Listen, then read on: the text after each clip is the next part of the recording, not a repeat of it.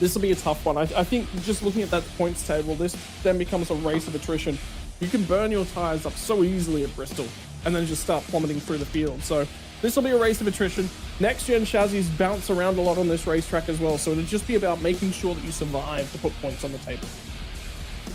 With several drivers still looking set to battle it out here this afternoon, let's take a quick chance to thank the guys that keep the lights on here for the Highline Diecast Collectibles Speed Cup Series. Tonight's race is brought to you by Highline Diecast Collectibles, your go-to source for high-quality NASCAR diecast and memorabilia. Whether you're hunting for the latest releases, rare finds, or looking to sell your own collection, Highline Diecast Collectibles has you covered. Plus, don't forget to check out their weekly auctions on Facebook. Check them out at facebook.com/HLD Collectibles. Their passion for racing meets collectible perfection.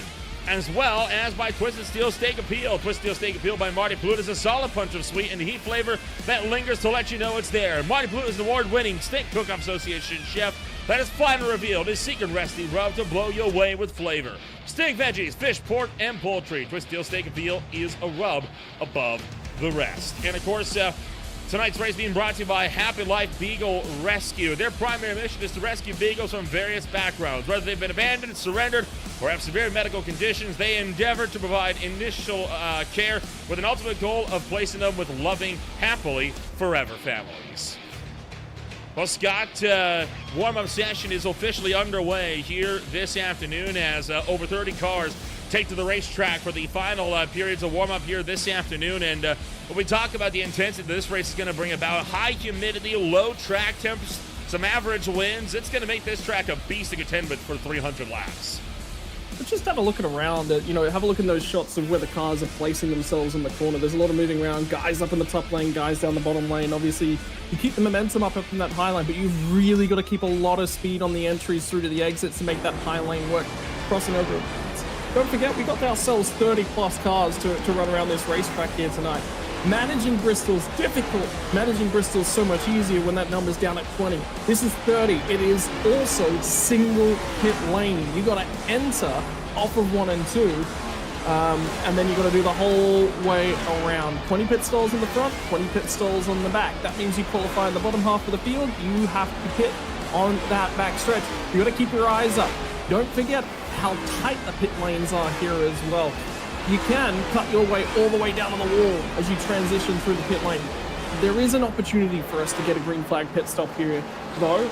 Fuel mileage will get you relatively halfway through this race. It's about 140 laps in terms of fuel mileage on a full tank. So that's a number that we're just going to keep beating away at. And for anyone who jumps out and calls me a Kiwi, I doom you to nothing but spins and bad luck for the entirety of the night. So get that out of the way early. You can go home and go on and enjoy the rest of your night. Well, you saw a brief look there, right? I mean, the pit exit in turn 1, the pit entry on the exit of turn 2, making green flag pit stops here a challenge in of themselves. If you do pit on the green here, you're going to be liable to lose 2 to 3 laps at least, and then you have to really hope that a caution doesn't come out before the leaders come back down pit road, or you are in for a world of hurt.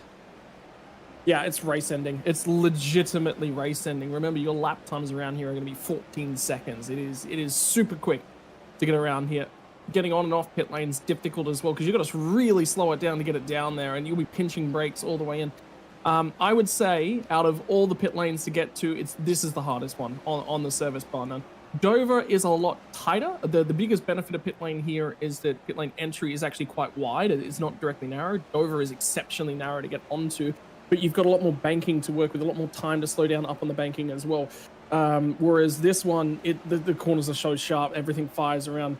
The benefit is if you miss your pit entry and you are desperate on gas, it is a short lap time, so you are not out of the equation. You will lose bucket loads of time and get another opportunity to have a crack at it. But we were talking a little bit pre-race about it. What would you be doing in terms of pit strategy? I'd be pitting 2 laps from the end of the run. I wouldn't be the last car on a pit road because that is absolutely the worst possible thing that can happen, but I don't want to be the first car on a pit road as well. Is that someone on the infield? That is absolutely a car on the infield. They just towed. I believe it is. Remember, you can drive behind the wall here into where all those haulers are because you are able to get yourself up on a victory lane here. So watch for that, out for that a bit later on tonight as well. But in the meantime, it's time to figure out who's going to be starting where here this afternoon as warm-up is going to draw to a close. So starting on pole position this afternoon, it's going to be Cosmo Inosha, the FTF Racing Tiltify Camry, starting on the front row alongside Ethan Amberg for Highline Motorsports. Moving on back to row number 2, it's Ryan Shelton for Vincent Motorsports. He starts alongside Josiah Vincent for Vincent Motorsports down in number 4. Row number 3 on the grid, it's Ryan Newman for the Gold Doctors Motorsports. He starts alongside the Cap'n Crunch number 2 of TJ Buck. Row number 4 on the grid, it's Kyle Holden for number 88. He starts alongside Matt Montembeau out of Canada with the Rush Truck Center's number 28. Top 10 then, closing out this afternoon, courtesy of Race Wrap Guys. Jason Gracias for number 1, alongside the Bow Ties number 97 of Joey Barrett. Outside the 10, we get back to 11 spots. Going to be Martin Ploop in the Twisted Beer Motorsports machine. Nicholas Cote in the 17 going to be lining up alongside of him. Identical lap times, by the way, for that row of field. Jason Shu going to be lining up alongside of Ronnie Norman as he turns the series and looks set to bank a whole bunch of points here in the Happy Beagle Life Rescue 300. Garrett Elston runs a little bit of a different livery. The Never Forget 34 and the FTF GG53 machine will line up alongside in 16th and 17th for Justin Malello. Stan Hausman is going to line up alongside of Nate Catilla. Stan didn't have pace last week, managed a great finish. Nate is going to struggle to survive here tonight. Pace is good from him, but that is where it ends. You're going to need some observation skills around you. Colton Easterday from Arabia Caton can round out the 20. 21st place, you got Zach Hinson for the Hendrick Cars, number 58, alongside Tim Brance's number 92. From there, Philip Scott and Zach Williams back on row number 12. Row 13, puts Kayla Bass and Corey Hutchinson. Row 14, with John May Vincent and Jesse Gordon. Back in the field, closed out by Minazzi Major and Stephen Gibson, who did not put down lap times. They are joined by Mark McFadden, Zedarius Days, and Jeffrey Reed at the tail end of the field here this afternoon. One lap to go before Green Flag Racing kicks off this afternoon. And I couldn't begin to tell you who I got as potential favorite to win this one. Yeah, I think you're not going to know until halfway. Obviously, Cosmo, supreme run of form at the moment, which is brilliant for him, but it's Bristol, baby. And it's called the Last Great Coliseum for a reason. You are going to go to war with everyone else that's around you. Space comes at a premium, the lines are at a premium, looking up also at a premium. You've got to go forwards. You can't really go backwards. If you're on the slide, you're in trouble. You're going to have to do something about it. Strategy goes out the window when these cars roll off the green. Pace car is going to dive in the pit road this time by. We're happy you're joining us for racing action here this Thursday night as we work our way into the EchoMark restart zone. It's go, go, go for the Happy Life Beagle Rescue 300. Launch from the inside lane. Inoshu's going to lead him off for the first time. Amber just barely got the wall, which means the door starts to open up. And it's going to, again, be about slotting in. Amber loses the one spot and manages to get back down to the bottom line. And it looks like that's where everyone wants to be with the level of rubber that's laid down. Have a look with them. Too wide, deeper in the field. There are so many cars going door to door, side by side. Welcome to Bristol, baby. For 300 laps, you're going to spend the bulk of them side by side with someone. Nate Cotilla around the outside of Stan House trying to make a run up front. Garrett Austin checking up just a little bit. And the number 34, Ryan Shelton, quick putting down fastest lap of the race so far tonight. Quickly in this one, Corey Hutchinson trying to look to the inside of Cotilla, nearly runs into the driver corner man. He nearly gets him again. Coming out at turn number 4. And the 95 of Colton Easterday getting aggressive as he lunges for the inside of Cotilla. Remember what I said about space? There was very, very little space. The biggest thing that you can do around here, though, if you're looking to save tires, is no full throttle until the steering wheel is straight. That's about it. What that does, lifts up the front end of the race car. Less weight, which means you put more steering input in. It doesn't do very much. You've got to be balanced. The problem with that approach, it is slow. So you've got to take a measured approach of how hard do I want to be pushing. Well, so far, a pretty good lunge from everybody here in this field. Cosmo Inosha has been leading every single lap so far since these guys took to the green flag. No surprises there for the Tiltify Camry, already showing some good pace here early on. Ryan Shelton, though, has not been allowing him to break away easily, and Shelton looks to try to reel in that number 24, and already these guys are spread out over halfway around the half-mile bull ring that is the Bristol Motor Speedway. Yeah, that doesn't surprise me at all. You'll see lap traffic will be a big issue. As we're already in 8 laps in the green as well. It's going to take us about 20, and they're going to be catching traffic as well. And the big reason for that is pace difference between the front end of the field and I don't know if you can show it, Nolan, but front end of the field pace versus rear end of the field pace. If it's 3/10 a lap in terms of differential, 14 seconds, that's only going to take you somewhere in the realm of about 30 to 40 laps, basically, before you're catching traffic. And that doesn't allow for mistakes. Car down, there's Hausman. There was First caution of the night. and there's Dan Hausman going down to the inside of the racetrack. Unfortunate for him. You were wanting to know about the 3-lap pace here. Well, there you had it right there. Of course, ignore the latest lap, right? But there you go, like 0.374 between Jesse Gordon and the leader of the race there. In fact, there you have it. That's a bit of a better representation right there.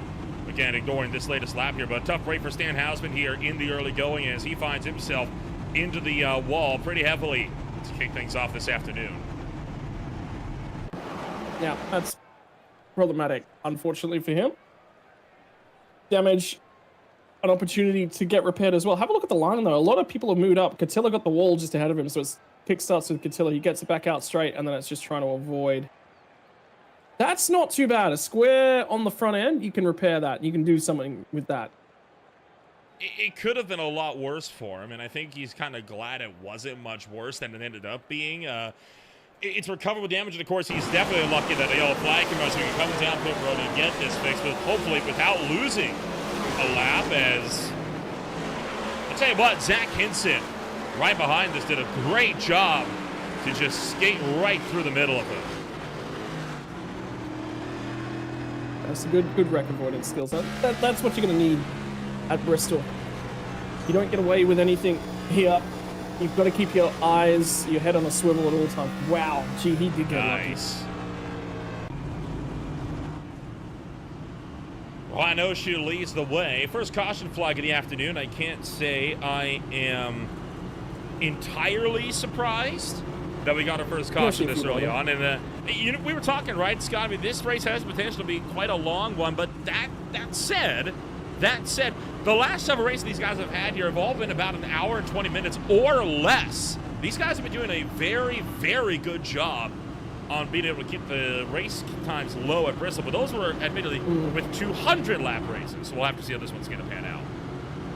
Yeah, for sure. 300 is gonna challenge these guys. The physicality in this racetrack as well. I know she wants the outside launch. I'm assuming that means he just wants to get in the restart zone. So for Shelton to maintain position alongside of him in the turns, he's got to be a mile or two slower. That means lower in the rev, which means fire off speed is significantly worse. So you're holding momentum. So just for Cosman being able to launch the car, the problem he'll have is that if he doesn't get control by turn 1 and 2, that's a risk. So he's looking for a very strong launch. Coming off of turn 4, green flag back in the air. Rhinoshoe picking the outside lane for the restart, and he has been able to jump away very, very well. As this field cruises back around to the turn numbers 1 and 2. Oh, look out as around. Gonna go TJ Buck. Middle of the field now. Martin Blue gonna spin down the inside. Buck is put again into the inside wall. Hutchinson's out hard into the inside wall. And the caution coming out quickly here in this one. That looked like about 4 or 5 separate incidents just culminated into one big one. Yeah, that's right in the middle of the pack as well. So there's a lot that's going on with that pack. And for that to happen, was that about 10th, 11th spot, which is where Pluke was running? I'm really surprised that the first incident didn't trigger the caution. Yellow flag coming out a little bit late on the jump on that one. Take a look back, and we'll try to look at this one the whole way through from start to finish here. There's TJ Buck. He's right behind Josiah Vincent. It's checked up coming into the corner right there. That's what sends him for a bit of a slide. Montembeau gets by, Mello gets by, and then Pluke up into the outside wall. Behind that's Joey Barrett spinning down by himself to the inside. Pluke goes around, and well, it's just a mess. And then, of course, right there you see Arabia Caton and Corey Hutchinson both going around as well. But that's from the back of the field. Yeah, not sure what happened to Caton and co. So my concern with this one is that at Bristol, if you're at the back end of the field, you need to be checking fire in at speed into these things. And if you're playing survival, you just see there's just cars everywhere. But he didn't do that. He was actually checking out. I want to look at that again because it kind of almost looked like Corey Hutchinson got run over from behind when they were checking up for the incident and maybe got hit by Steven Gibson or Jesse Gordon. Let's look back here again. Well, Hutchinson definitely got into Caton. No, Hutchinson just lost it. He lost it all by himself and then spun down into Caton, and that's what created this whole calamity. I thought in that final replay we just showed there, I thought Caton lost it on his own at the same time as Hutchinson. I don't know that they actually made contact. That was very difficult to see from that angle. Is the problem. From the wide angle shot, you can definitely tell that Hutchinson just cleaned out the right rear. So okay, there you go. Yeah. I don't think. I think Hutchinson just got. I think what happened there is he's coming off of the corner, right? There's that very violent transition from banky to more or less flat. I think he slammed the brakes coming over that transition. That's what kicked the back end out and caused him to spin down and get into Caton. Nothing that either driver did wrong there. That's just an unfortunate situation with the nature of where that wreck took place. Yeah, and again, it's sort of, the measured approach is generally the best approach in terms of wrecks. You don't want to just slam on the brakes. The only time you want to emergency brake is when you need to emergency brake for those sorts of wrecks. But generally, it's lift-off, light application of the brakes is generally the preferred way to go. You slam on anything, these cars just won't accept it. So it's always a measured approach to wreck avoidance. But the problem is if guys ahead of you are massively checking out. But that also, shows us what Bristol's like. It was a wreck that was happening a good 10 spots up ahead and very easily for you to get involved as well. Oh, Josiah Vincent at the number 4 doesn't go. Shelton, Amberg, and Inoshu all jumping clear the number 4. Kyle Holden trying to get clear of him as well. Man, a terrible start for the Bass Pro Shops Club number 4 entry. As Josiah Vincent trying to drive around the outside of Justin Metal. The point gets into Matt Montembeau. Around goes Montembeau into the wall. He takes Ron Norman with him. Caution not yet. Now it comes out, but only after it collects Mark McFadden along with Jeffrey Reed, and I saw one other car sliding through the middle of that as well. That was Reed, I think, having to enter pit lane as well. I don't think he was given... Oh, McFadden. But again, you got to try and clear the seat. Man, just... Well, this was the type of Bristol race I was expecting, was this kind of stop-start nature. I mean, TJ Buck there... Oh, sorry, no, this was the last incident again. As here's Matt Montembeau going around. As he is just going to tag the well, Vincent tags the wall, and Matt Montembeau nowhere to go. Ronnie Norman didn't know where to go. They both careen up into the outside wall, and then caution really should have come out here. I don't know why this took so long to come out. It's Benazzi Major that spun down to the inside, and no fatter than Jeffrey Reed to go. But even if the caution had come out earlier, though, I don't think that was entirely avoidable, the escalation there. It's just, I don't know why it took that long to come out, though. This is the issue with running the low line at Bristol is in wreck situations. Generally, so they call it a self-cleaning racetrack. And what they mean by that terminology is that the banking top, that everything's going to come, as your speed wears off, it's going to come back down the racetrack. So for McFadden, the goal would have been to try and get to the wall here. As soon as he sees this car somewhat coming down the racetrack, you go to the wall. But the issue is, with that, is that there's cars in that outside lane as well. I don't know that he actually had a whole bunch he necessarily could have done, but it's, again, head on a swivel. What can you do? Sometimes part of racing is that sometimes you just end up with race cars and there's not a whole lot you can do. Mark McFadden, it would not be his first caution-filled race that he was involved in the last week, as he had quite an eventful dwarf car race. He was able to avoid trouble there. He is not able to avoid trouble tonight, though. Long race, though. Not even 30 laps in. Still over 270 to go. Still has an opportunity to be able to try and get this time moved up for him. I knew she picking the inside for the restart this time by. Just changing it up. I think he's got control, but this is just about testing where things can go. And the issue was in that last restart, just making sure you get clear enough, get down to the bottom, because he wants to run the bottom. Yeah, so I'm thinking he thinks there's something going on. Have a look at Holden, who's up a bunch of spots. Malello was, what, back 15th when he started? He's now 3rd row on this restart. Colton Easterday's up a bunch of spots as well.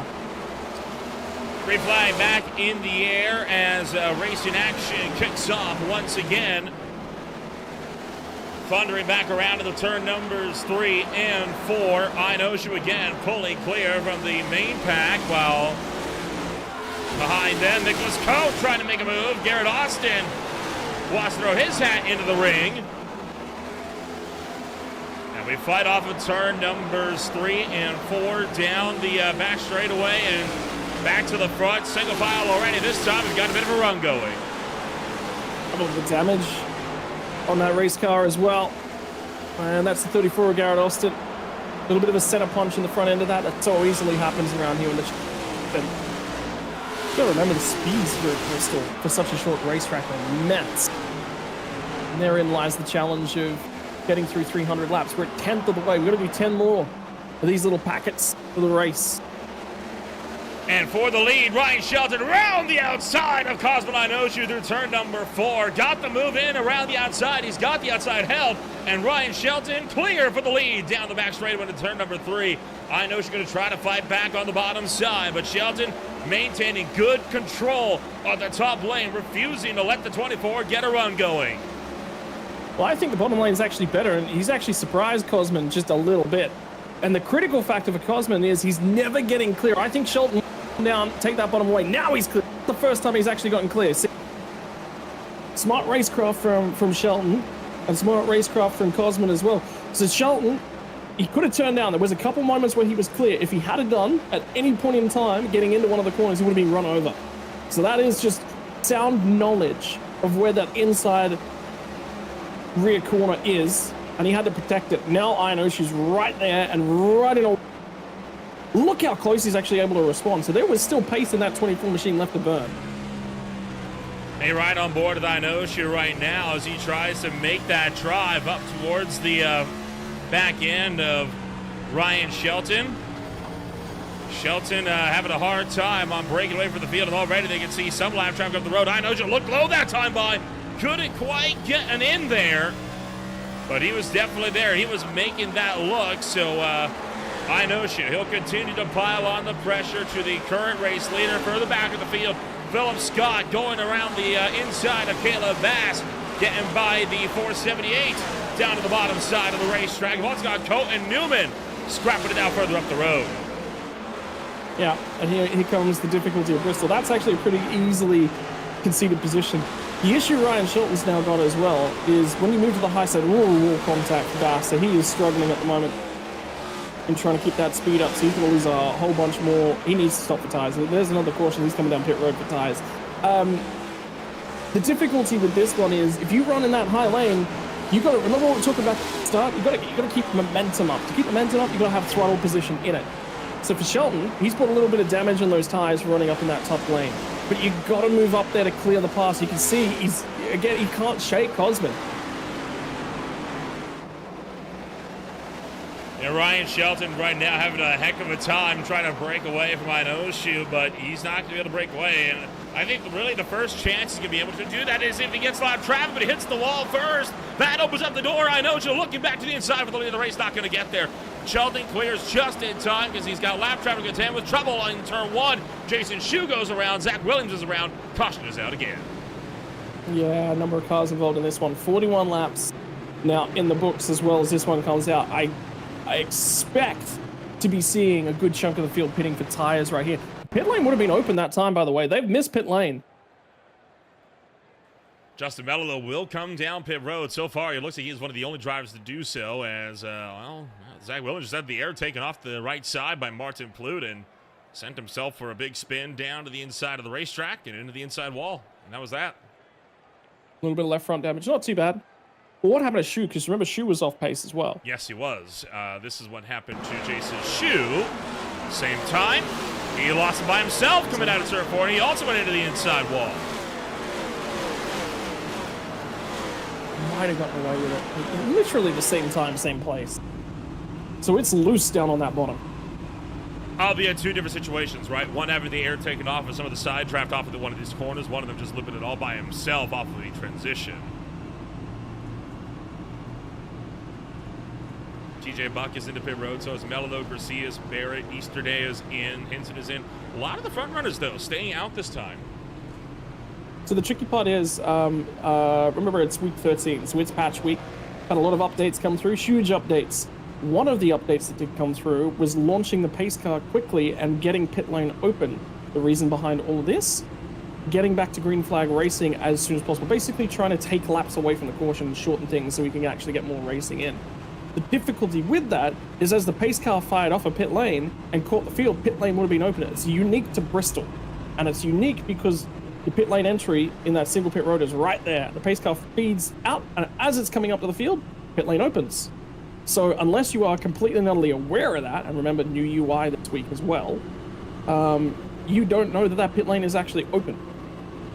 You also have a similar problem at other tracks that have dual pit roads, right? South Boston Speedway, Southern National Motorsports Park, two other notable exceptions to the two pit road rule as well that you'd have to be watching out for this very, very closely. So, and some of that has caught a couple drivers out, it seems, but some drivers like Mello are going to be on fresh tires, but they're all the way back in 19th, and I'm going to be blunt here.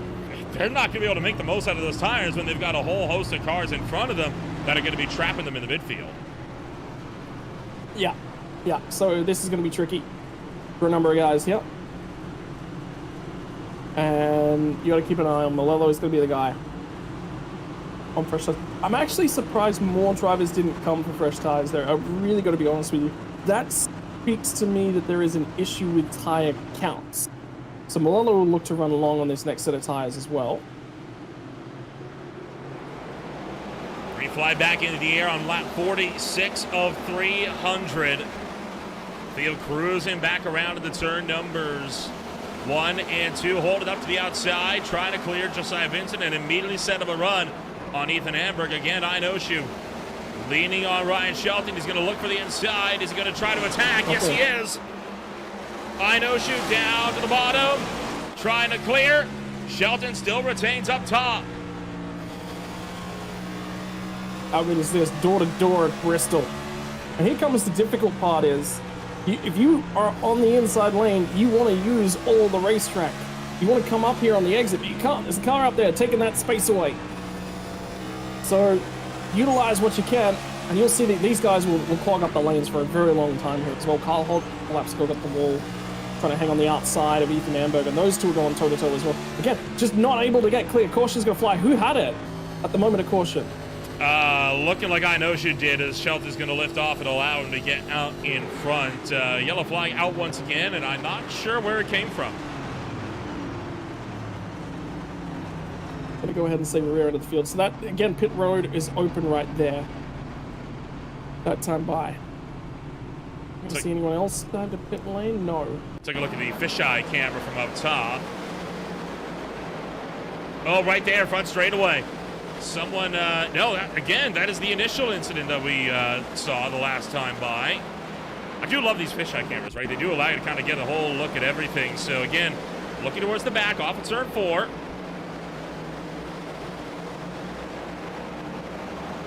Now off at 2. No, that's a ghost caution right there. Nothing happened. No one spun. There's no crash on the racetrack. I don't know what the yellow was for. Is that our debris caution? I doubt it. Has IRC put in debris cautions now? No. League. Remember, this league runs a debris caution. It might be, but I'm surprised they have one still after this already being, what, the 5th, 6th caution of the night on just lap 50, right? Yeah. So, not a huge deal that we can do at the moment other than just watch and wait. Well, I know Ronnie Norman isn't going to complain about this. He is going to get one of his 19 laps back. I'm surprised that Ronnie Norman, of all people, got the lucky dog there instead of, Jason Chu, who was actually only 1 lap down.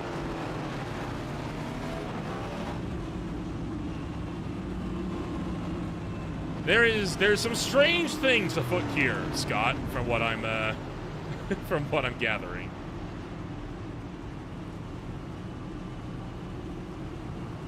Yeah, a few different bits and pieces, I think, up and down the field.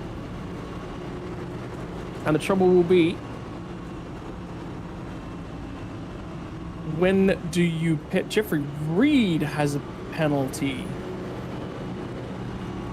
He does. Deeper in the field. He's had that for a while now. Count. I'm sorry, incident point count already? Well, there's been 5 cautions. If you get a 4X in each and every single one of them for just touching cars, yeah, 100%. What you've had 5 cautions. If you get 3 of them, I think you're right on the limit of incident point counts, let alone side-to-side door-to-door contact. That's harsh. It's really harsh, but such as Bristol, right? It'll bite you. It'll bite hard. Yeah, incident limit. There you go. I would. That's all I can assume. That's the only thing I can necessarily assume that penalty will be for. So. Try it again. Going green on lap 54. Inoshu jumps in the restart zone. We're back to green, and this time it's Shelton that doesn't get a good launch. Inoshu clear by 3 already down to the turn number 1. Kyle Holden trying to go around the long way of Kyle Holden and pick off 3rd.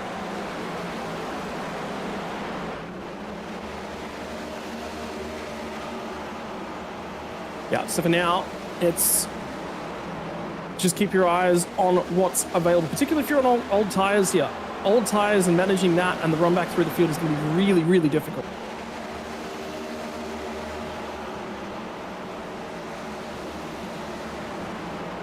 Still battling around the outside of Ethan Amberg is that number 88. Clears into turn number 3, and Kyle Holden going to slip on through. Just behind them, Nate Cotilla started to go on the backslide of the field as a couple drivers on fresh tires. And the skater right here, that was Mello and Hinson. That's one right is outside. Oh, and he gets trapped in there. Look out as Ryan Newman has been turned. No caution yet. And Newman is going to end up bringing out the next yellow flag of the night. Yeah, tumbling down through the statistics after that slide.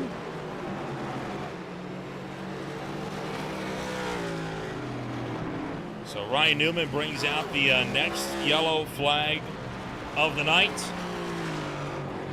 And this caution is set to bring us under the slow period yet again. We'll take ourselves a quick step back. We return. More racing action coming at you in a moment. Look at Stephen Gibson just get around the outside of it.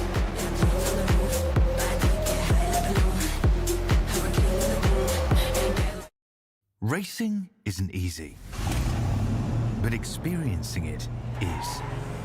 iRacing puts you in the driver's seat with the industry's leading sim racing game. Drive on laser scan replicas of the greatest racing circuits from around the world. Go head-to-head against other drivers chosen by skill-based matchmaking to ensure competitive racing at every level. Compete across all your favorite series. In officially licensed cars, engineered to deliver the most accurate driving experience possible.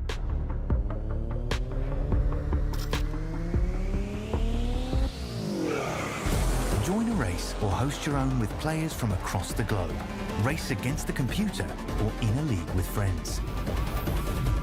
Feel the thrill behind the wheel. Visit iRacing.com.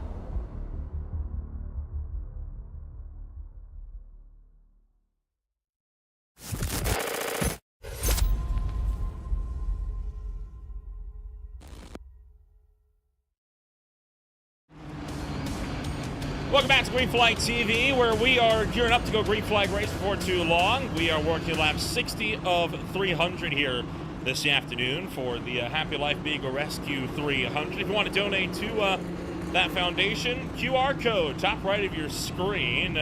Go help out our little furry friends. Scott, I know you and I, we both have dogs, not beagles, but I'm sure you and I can relate to that one a bit more than most. Yep.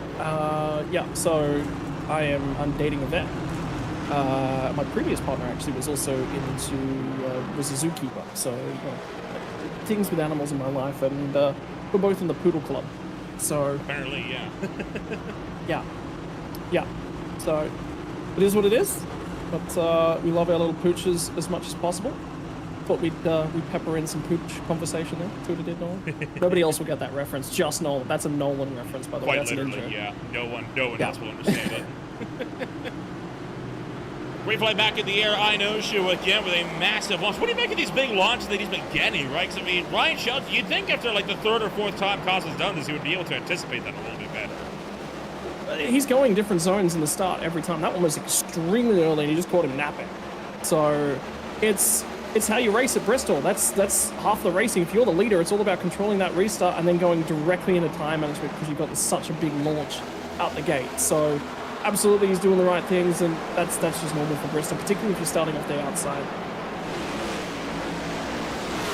Seven drivers double file throughout the midfield here.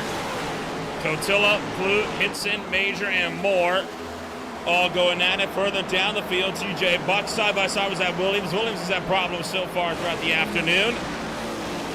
Day's trying to go around the outside of Joey Barrett in the meantime. Well, there's a bit of a madhouse from Mello and Gibson on back. Ryan Oshu's got good tires and he's setting the fastest up of the race right now. That says he's been saving them. He's been saving them in bulk. Somebody get his Costco card. And shockingly, right, those tires are 66 laps old. He is not pitted at all this race, and caution flag is going to come out. And Sedarius Days this time going up towards the outside wall. That's damage on the right front of that car. It looked like might even be a little bit of damage on the right front tire as well. Just on his own? Maybe. Or has Joey Barrett pushed up and no, he got loose. Colton Easterday with some damage there as well. It's worthwhile noting as well, that's what, quarter speed, half speed, Nolan, that we got this replay at? Half speed, yeah. Half speed. So you got to remember how quickly that happened on the half speed. Think about that at double that speed for Easterday. Go for a ride on board with him in that incident to show you how little time he had to react. That's real speed right there, and you just can't react when you're coming off of these corners, right? 'Cause, I mean, you're hitting over 150 miles an hour, which for reference, 150 plus miles an hour. Those are the speeds you're hitting at the New Hampshire Motor Speedway, which is double this length. And you've got a lot of straight to wind that up to get to 150 miles an hour, where here it's nearly 150 the whole way around. It's fractionally below in the corners, it's fractionally above on the straights, but the straights are so short, you're just at that speed constantly. Yeah, a good... Shelton's going to abandon the strategy? No, okay, I was going to say that's a little bit late hit. A good reminder, right, is this track is the same length as the Martinsville Speedway. You know how slow the speeds are there. So think Martinsville length, Las Vegas Motor Speedway style speeds, and you get the sick amalgamation that is the Bristol Motor Speedway. Tell you what, it's something. Have you ever watched races other than stock cars here, Scott? Because I've watched some tour modified races here, and it is mental. I've seen there's the winged sprint cars, but basically for asphalt circuits. I've seen some laps around here because that holds the fastest lap at Bristol. Well, the World of Outlaws, they actually used to race here in 410 sprint cars on dirt back when that was a regular appearance. Yeah. They're less interested in truck and dirt in these days. So it was one of those things you had to be around at the right time to experience that. I'm really surprised, although the tricky part is for the pit strategy here, have a look at where Malello's gotten to. He hasn't got to the front yet, but he's close. So the problem is the guys at the front, they're in this weird position whereby if they pit now, they're going to come out behind them, and there is a tire offset, but it's not as much as they really want to pit yet. I reckon if we get a 10-lap run here, you'll see everyone who hasn't pit come down pit road. Field set to come out this time by. Green flag back in the air. Once again, Inosh with a good launch, and the field hightails hit down to the turn numbers 1 and 2. Amberg nearly taking out Nicholas Coate right out of the gate as they drifted around to the turn 3. Here comes the difficult overtake. You can see Malello is trying to shove the nose 3 wide because he's got the tires and he wants to get the front whilst he's got fresh rubber underneath it. He wants to force the strategy hand with the rest of these guys. That's what he's attempting to do right now.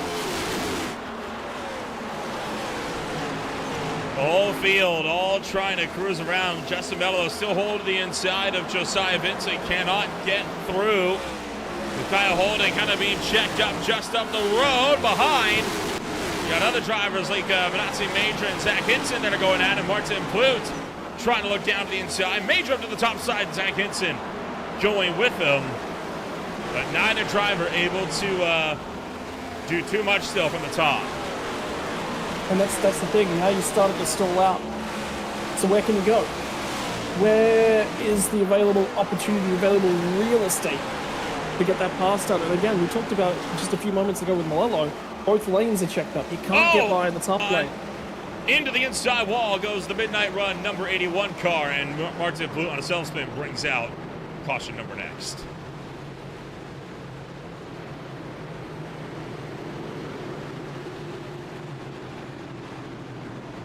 Watch this one all by himself. Scott coming off of turn 4.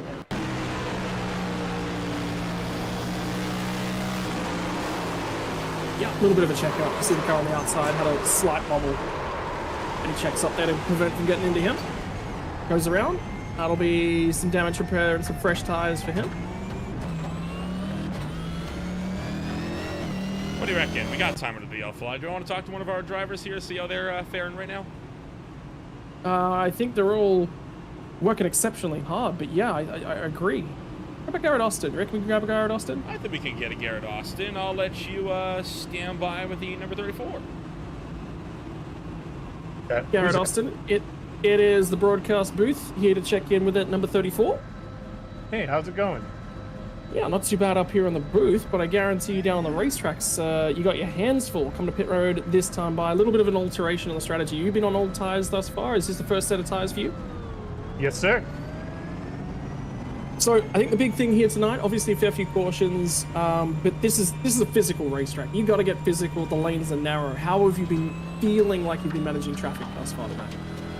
Honestly, I've been trying to drive pretty conservatively because I've gotten myself into trouble the last couple of races being physical, so I'm doing my best to just try to avoid everybody tonight because I just don't want to upset anyone. Mate, I think one of the toughest things is where you qualified was right in the middle of the frenzy, right back around that 10 to 15 marker. Was it difficult in the early phases of the race? Were you just letting cars go just to try and stay out of it, keep the car clean? Yeah, I mean, it's always tough just like watching people drive by. You obviously want to, be as aggressive as possible and not see people passing you, but in a race like this, it's kind of just like survival, right? So you just got to do what's best to take care of your car, and if that's letting people by, it is what it is. Most importantly, I haven't had an opportunity to chat to you about your paint schemes. Your schemes have been some of my favorites in the field thus far. What's the inspiration? Where do you draw from? Who does those paints on those beautiful race cars? So I actually go through Christopher Darling, the sim rap guy. I'm a big music nerd, so it's actually like that's my first passion in life.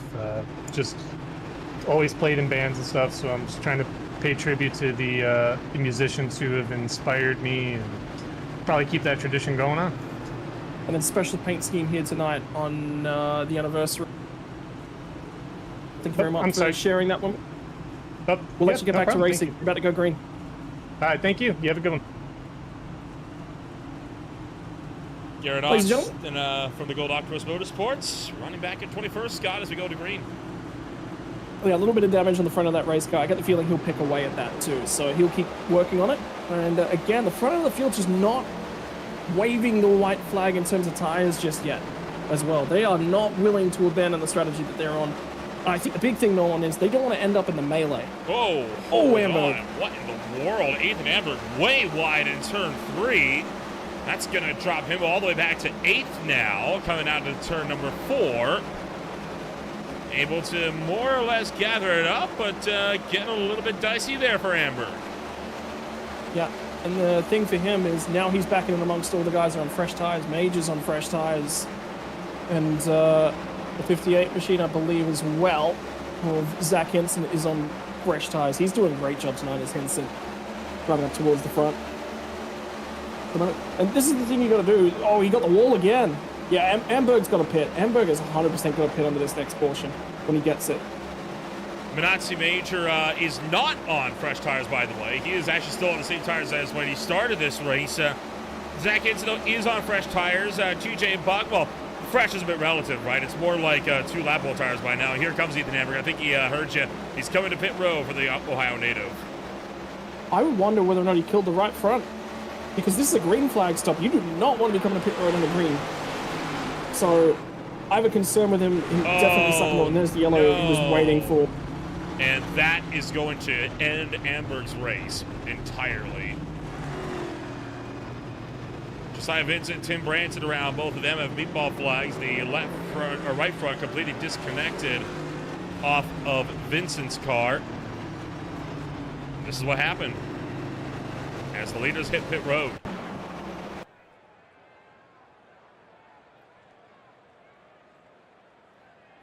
He's already down and on the apron there. Yeah.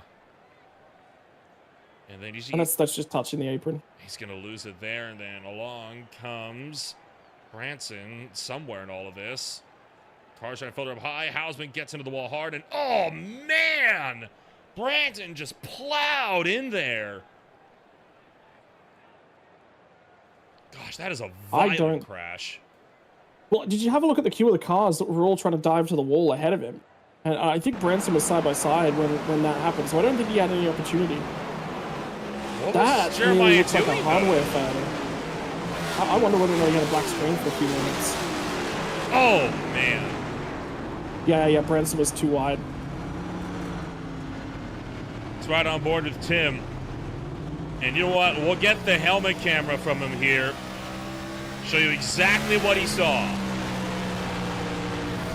It's all fine, it's all fine, it's all fine. Not fine. And just, you can't react that quickly. You just can't. Caution wasn't out. You got to keep your eye. The problem with Bristol is coming through the corners. You've got your head cranked to the left. If you've got triple monitors, if you've got an ultra wide, you can see around that corner. If you're on a single, he doesn't see that until he gets off the corner.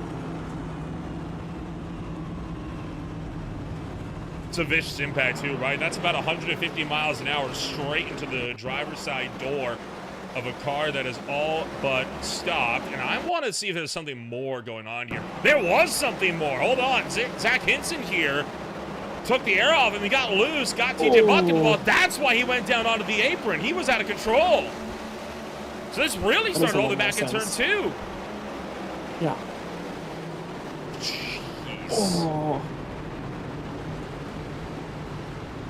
That'd be an instant red flag if this was real life, like quite obviously. And that's why having a human spotter sometimes, right, is so invaluable, because they can see what's going on, right? Because an iRacing spotter isn't going to be telling him that until it's way too late. A human spotter could say, well in advance, hey, you got a car that's spun, start checking up, like way back in turn 3 already. That way he is more than prepared for it coming off the corner. That's just limits of the technology you're working with. Yeah, it is, and there's no way for an iRacing spotter and the coding for that to predict that's happening as well. I know she's bailed out of the strategy. He's going to pit lane, so Shelton's going to lead us back here. I think we've now seen a split of cars that are willing to stay up. Holden, I think, stayed out. Shelton's going to get a good launch here.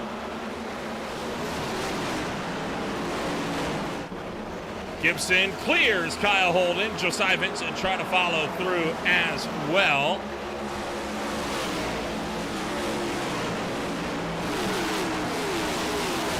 As the rest of the field continues to cycle their way back on through.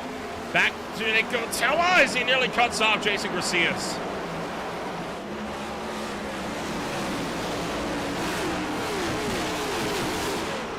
And that's the problem with Bristol. You've just got to continue trying to find that hole. Find that lane to get into. Malello gets a little bit of fresh air to the nose and goes and resets that fastest side of the race. 3 wide! For Iron Ocean will do the car up the racetrack. 3 wide deeper in the field as Cosmo Inosha tries to battle his way back to the point. Sweeps to the inside as that Williams and Inosha already now up to the 13th place spot.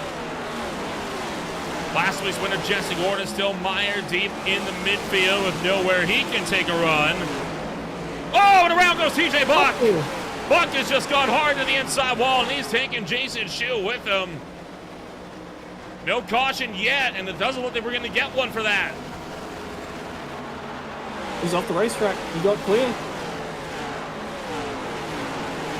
That's an unsafe pit lane entry, by the way. That blue line is pit lane. But Jason Shu's day will be done. TJ Buck, again, qualified well for Buck. He's run really well in qualifying, but races are just his Achilles heel. Tough break for both TJ Buck and Jason Shu as they both end up going around. Coming out of turn numbers 1 and 2. This was what happened. Buck got up at the outside wall of the entry. He's up in the marbles and just lost it off the corner, then nowhere for Shu to go. Hard hit, too. Very hard hit for Shu, and that's why you saw him immediately come down pit lane. I think the front left corner of that race car is torn off.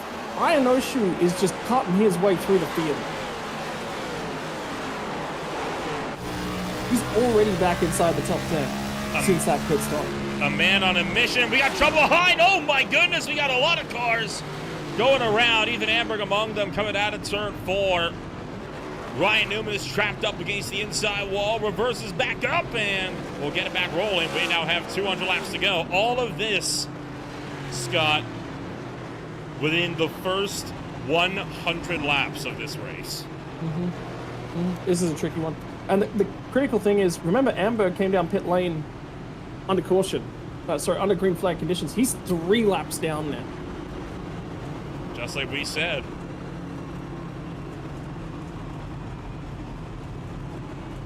He's just gone to his 3rd lap down, by the way. That's him second in the queue there in the full team machine.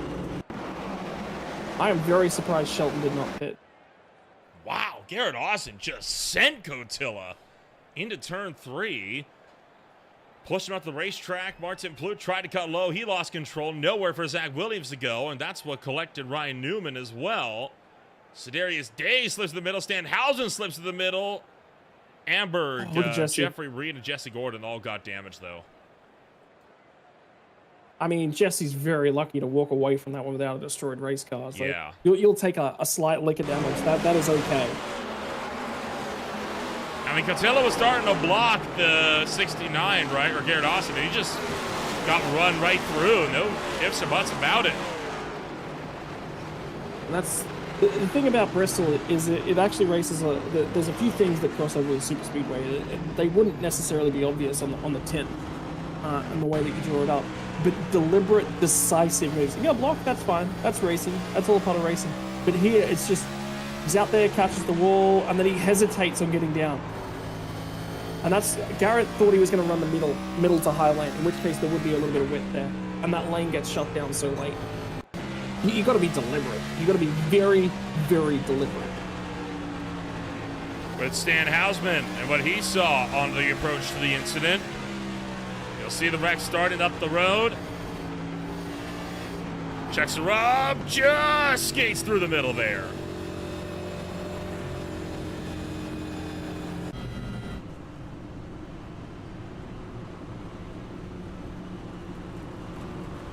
Well, the calamity continues as we'll once again go 1 to green.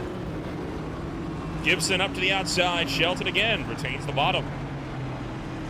It's still continuing to stay out as well. He doesn't want to go back. He does not want to get shuffled out of this one. I don't blame him. Look at what it's happened to just about everybody else that's been shuffled out so far this race. Yeah. Yeah, look, it's not a bad point. I think Amberg's the biggest sort of cycle of that, but Amberg did it to himself too. I'm really curious about Ethan Amberg, whether or not the outside fence and it was something bent and he had to come to pit lane. Because remember, if that's an incident point penalty, well then he didn't have a choice. He had to come down pit lane as soon as possible to try and get that insert, which is what he was trying to do. So that would make a lot more sense to me. We fly back in the air as the pack works their way down the stretch of the turn numbers 3 and 4. Major looking for the outside.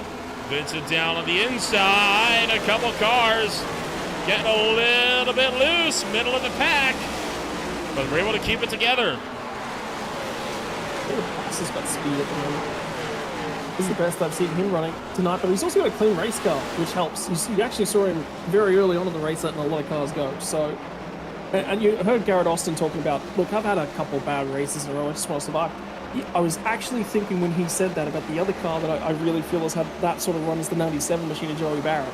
How many times have we seen him DNF of late? Too many. Too many, honestly. He now runs 8th place for the driver in Vincent, Ohio, as well. He's about to be running 9th as Ian Oshu pulls up and around the outside. And then right in front of them, they got Hinson and Garcia still fighting it out. Well, Ian Oshu continues to battle through the field. I do want to point out that while Ryan Sheldon has been able to get some good launches, Kyle Holden and Steven Gibson have not been allowing the 99 car to pull away either with the head of the field. Yeah, they've been immediately tracking him back down. So, again, it's all in and around the right sort of area for them. They're just continuing to poke their nose in and just be that little bit pressurable. And just, you know, keeping him honest, I think, is the biggest thing. Because it's so easy to make a mistake at Bristol. Well, it does look like Sheldon's slowly but surely starting to eke out a bit of a gap here over Kyle Holden. Look at that, he gained a 10th this last time by about half a 10th the lap before, a third of a 10th the lap before that. So Sheldon is slowly but surely starting to figure out this racetrack on what has been a trying race so far.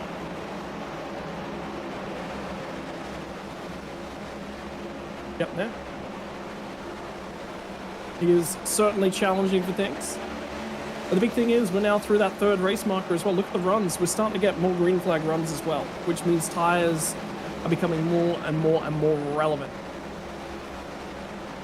Really curious about the pace that Ian Oshu is now starting to set compared to our race leader. How much is tires paying for themselves? Because you saw him early on in this run, just pick cars off, bang, bang, bang, bang, bang. Just able to just run them down, pick them off, get the job done. Now that the tires have got like 20 laps on them, that's stalled. He's not picking cars off anywhere near as quickly as he was. Well, he is up to the 5th place spot, and he did actually reel in Ryan Sheldon a little bit this last time by. He's just dragged the gap down within 2 seconds, so I think that's worth noting, right? I mean, yeah, he lost almost a 10th of a second, but that's while he's actively side by side. That's a pretty impressive number to be hitting, only losing that much when you're side by side with cars for an entire lap. Right there, quarter of a second gain. He's been saving those tires in the back pocket. Because remember, Sheldon's tires over 100 laps old. She still has not come down. Neither is anybody from 1st to 4th or 6th either. Yeah, and I think that's also really, really important as well. You mentioned it. Just because he's got clear doesn't mean that he's burning them down. He knows that he's got pace. He knows that he's picking cars off. He knows he's in a great spot. He's got to be patient, though. He might want to do this next 100 laps on those set of tires. If this is the last caution we see and we go green flag to a pit stop, he needs to make sure that when he gets up tier to this lead pack, he's still got tires to go racing with them with. And the other thing is the leaders are harder to pass. The guys at the back end of the field, you generally got a pace advantage. If you were back there on the same age of tires, you'd still be able to pick them off. You got pace. Once you get up to the front, you don't have a pace advantage over these guys. You got to do it all on the tires, on the quality of the tires. Well, while that battle continues, you got Nicholas Code and Jason Garcia going side by side, deeper in the pack. Benazzi Major, he's in the fray here as well. Justin Mello's just trying to break away up the field. You got Joey Barrett also having a bit of a scrap coming up from behind as Benazzi clears Code off a turn number 4. But Coda being back to the inside. He wants to go after that number 7 spot. Yep, he wants it, and he's got the inside now as well. Benazzi struggled to get that car to turn off and fall down there as well. So that's going to clear the path for him. That's also going to allow Garcias to go through. And Garcias is the in-season tournament points leader coming into this. I think Major's tires just shut off. Yeah, Major just got hung up on the marbles up by the outside wall. Could not get the car turned down the racetrack the way he wanted to, which now locks him behind quite a big handful of cars. Further down, this is Austin, Hinson, Hausman, and Moore in a big battle of their own.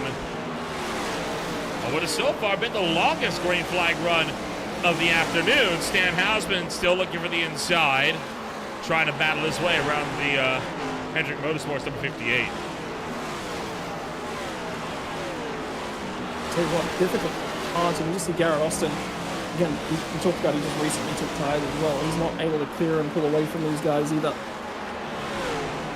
But also damage on the front end of certainly really hampering his downforce. So you probably see him lift a little bit as he gets loose.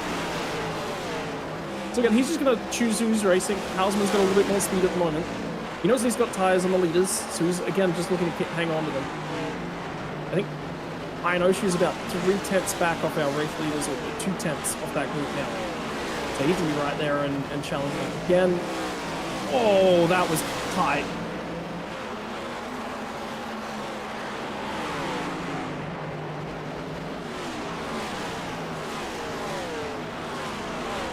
By the way, Ethan Amberg is 20th. He's already started 33. Amberg is 20th. It's the first car one or more laps down. He's at 3 laps down. So we've lost more than a third of our field. Yeah, right now, only 22 cars out of the 33 remain on the racetrack, and only 18 of those on the lead lap. As Jesse Gordon, in fact, just went down a lap with Ryan Shelton driving around the outside of it. Kyle Holden would do the same as well. It has been a brutal race of attrition, not too unlike what we saw in the Highline Diecast Collectible Speed. The High Tie Racing League race this past Monday night at the Auto Club Speedway. A lot of attrition in the first half of the race. Thought we couldn't get a green flag run, and then out of nowhere we went green to the end. We might get the same here. Never mind, we won't. Cotilla has gone around, and that will bring an end to the longest run of the night. And that's not what Amberg wanted to see, by the way, because Jesse Gordon had literally just gone 1 lap down. That caution happens 5 laps earlier. Amberg gets back to 2 down. His night might recover. He actually might take a way by right here. Kyle Holden, by the way, got trapped outside of pit road. He's had to go around. That could be trouble. And that's a big run. He's not the only one. Josiah Vincent, but not to Major, have made the same error. In fact, so is Justin Melilo. Melilo came recently. Him right, and Cosmo and yes. Oshu are on about similar age of tires, so I'm not surprised to see the both of them staying out. But again, this is Shelton now in a hole and digging himself out. And here was Cotilla. Ethan Amberg. Twitch on that car. Amberg looking to the inside of Garrett Austin, and Cotilla up to the outside. It's not going to be from in front where this happens. It'll be by himself out of turn 4. Just loops it.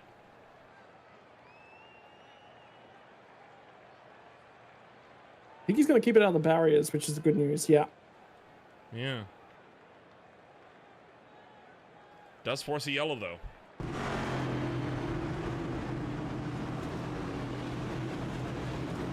Holden stayed out. He just committed. Well, he's going to be in trouble right here. Yeah, I don't doubt it either. Gonna really quickly thank Beer Street Journal, one of the largest online collections of original content dedicated to covering beer culture, education, and the advancement of the beer industry. With thousands of articles, millions of unique visitors, and exposure in over 200 countries, Beer Street Journal is paving the way to enabling category growth, engaging a broader consumer base, and promoting better tasting beer for years to come. BeerStreetJournal.com, the best in beer. As well as this, one of these to wear a bow tie, no strapping. Just slide it over the top button of your shirt and go. Great for all ages. Get yours today at bowties.org. 1 lap to green, holding on the outside, and I know she back to the front, and call me crazy, I think about to retake the lead. Yep, I think he's about to have a firm grip on this one. But interestingly, though, that was the longest run of the night. So Ryan Shelton's only restarting at 8th. So there was a bunch of drivers that came down pit road for that one. So that's actually not a bad position to restart this race in. And just taking a quick look, there were 5 sets of spare tires left to these guys. Malelo's used, I think, 3.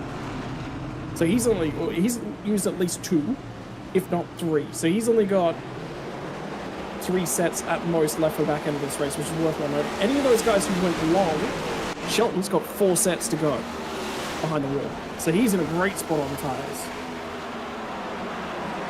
Green flag back in the air as Kyle Holden retains the lead for now. How long will it take for Cosmo Ionoshu to want to make that drive to go around him for the top spot? He tilted my camera by this time. He's being very patient, all things considered here. I think, again, he's trying to just play this cautiously. He doesn't want to burn up his equipment too early if he can help it. Now he goes down the inside, trying to go for the lead. I think it was maybe seeing if Holden would open up the outside for him. No, he's just looking for the hole. He wants to be on the bottom for sure. Seg tires down the bottom. Holden's only going to be able to stay up there a couple laps before his tires just hit the fan, and he needs to be careful with the way that he's driving the car. And look at Malolo starting to close in as well. The issue is his back's more back up. Shelton's been able to make no ground on this restart. He's only gained one spot. So a lot of drivers seeing some shuffling, but honestly not as much as I thought there was going to be. Right, Minazzi Major still holding a pretty strong momentum run despite being in 8th place on 140 lap old tires. He's still having a pretty good drive of it here with Philip Scott right behind him. Kyle Holden as well, still holding on to the 2nd place spot as well, because these guys are too busy fighting each other for 3rd. Yep, they are going at it. Oh boy. Yeah, difficult. Very, very difficult. Malello actually took to the apron. Gibson's going to try and rail it around the top side. Not quite able to stick it, get it done just yet. He's most of the way clear. There is Shelton. He'll cut his way back through to 4th. That's what he was waiting for. Huge bobble for Nicholas Code off in turn 4. Jason Garcia slips through, and you've got Mello still down on the inside, trying to drive up there. Garcias is retaining his pace, and Garcias gets clear. Holden dropped out of 2nd place as Gibson gets around him, and Ryan Shelton will put Kyle Holden out of the podium. Oh. Yeah, we knew this was coming though. Kyle's, he's thinking about looking after a set of tires here. Is his biggest concern.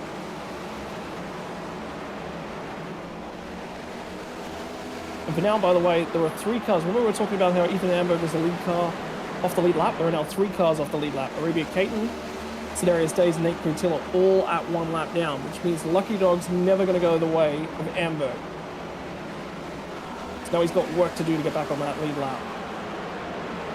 Tough break for Amberg. He was not hoping for that to be the case, as he had been forced to come down pit road earlier this afternoon. Battle for 3rd. Make that 2nd is a bit of a hotly contested one right now as Ryan Shelton goes around the outside of Stephen Gibson, and now sizing up Inoshu on 40 plus fresher tires. Shelton with the potential opportunity here to go after Cosman Inoshu. Yep. There's a slow car of a 2. And I think it's Zach Williams who's just peeled back in the pit lane. So he's come back down to the attention of his crew.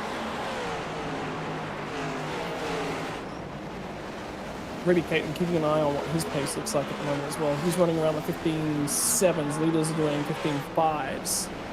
Zach Williams with the black flag as well, by the way. And here comes Garrett Austin. What has happened to Garrett Austin? Garrett Austin has had a big problem as he drops all the way back to 15th, while Sheldon goes around the outside for Inoshu for the lead. Austin lost it on his own. And here goes Ryan Shelton as he's going to pull around the outside. How much does Inoshu want to fight this out? He knew this one was coming though. And this will be Cosman trying to get him to just burn a little bit more of his tires than he necessarily wants to. How about Stephen Gibson coming back through and having a crack at this one? Shelton clears. Gibson rounds the top and gets around Cosman Inoshu down on the inside of the racetrack. Take a jump back here and see what happened to Garrett Austin. He's got Joey Bear right behind him, but as you mentioned, he lost it by himself.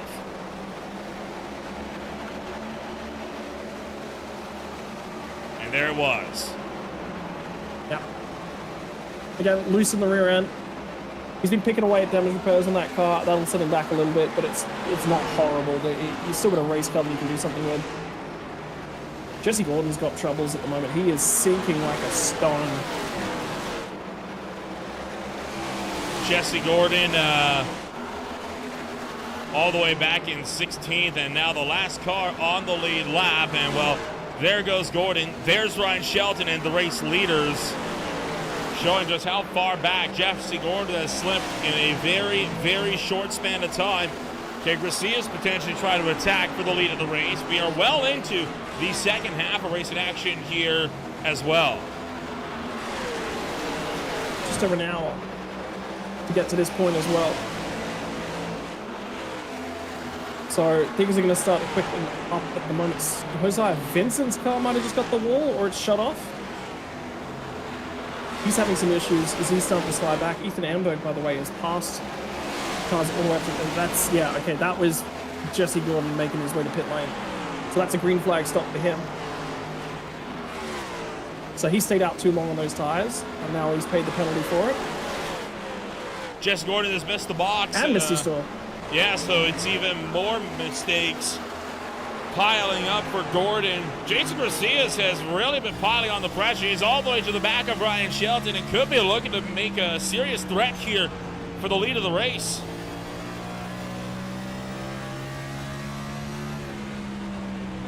Well, the problem I have with this is he drove all the way up here at a rate of knots. And I wonder whether or not Garcias might have burned off a little bit of tire. And that's what Shelton's hoping for. He got him. He did get him. A little bit of bumper tag started to be played. I think Garcia's getting a little bit antsy being kept behind the driver of the number 99. Well, I know she continues the backslide. I'm curious about when Kyle Holden came for those tires, though. Because I feel like he's had them on a fair bit longer than some of the other cars he's racing. So he's just been supreme in terms of tire saving at the moment.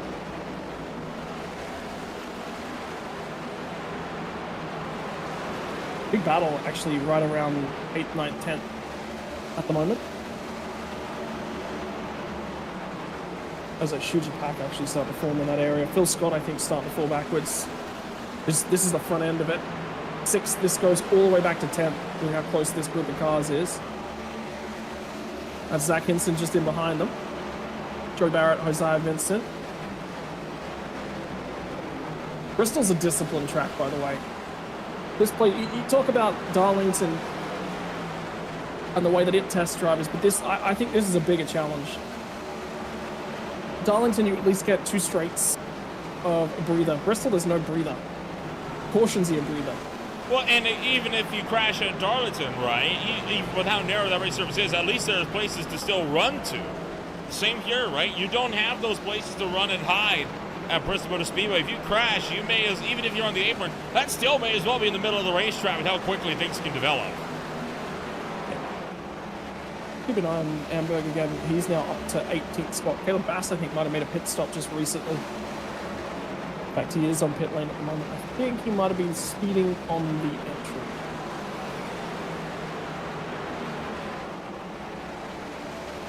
So he's going to fall multiple laps down.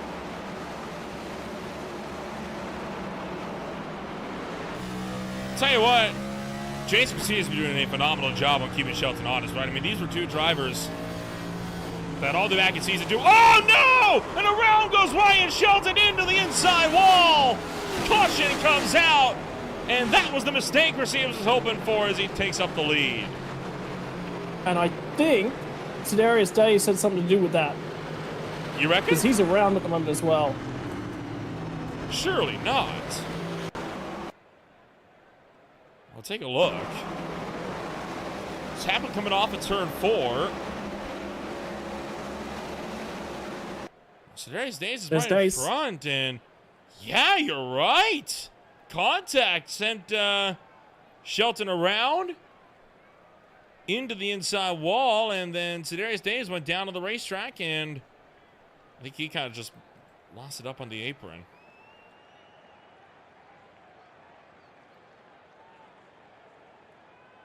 He was just desperately at that point trying to stay out of everyone's way.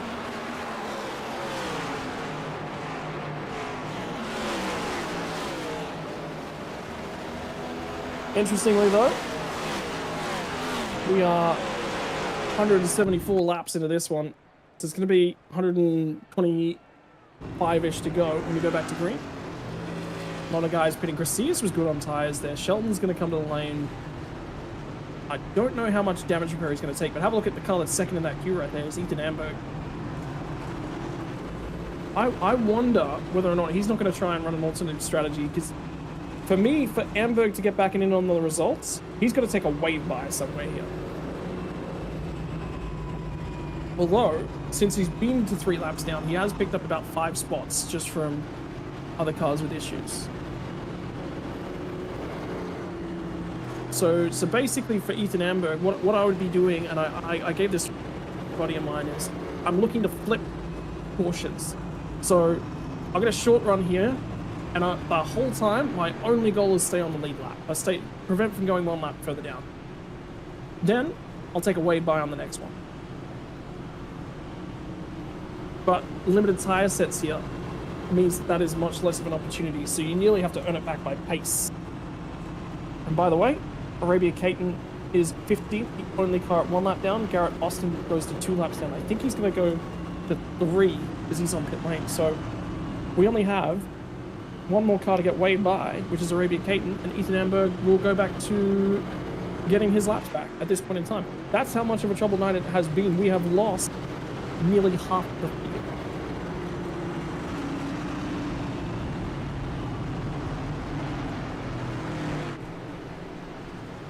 Field will be set to go back at it, as we've got now under 150 laps to go. We are into the second half of racing action here this afternoon. Gracias will seek to lead us to the green. Gibson will be on his outside, and for the first time we see what the race wrap guy number 1 Toyota Camry can do as he jumps, and we're off. Worthwhile noting is one of the few cars on all the tires. That Caton on the bottom of the racetrack rejoining from pit lane.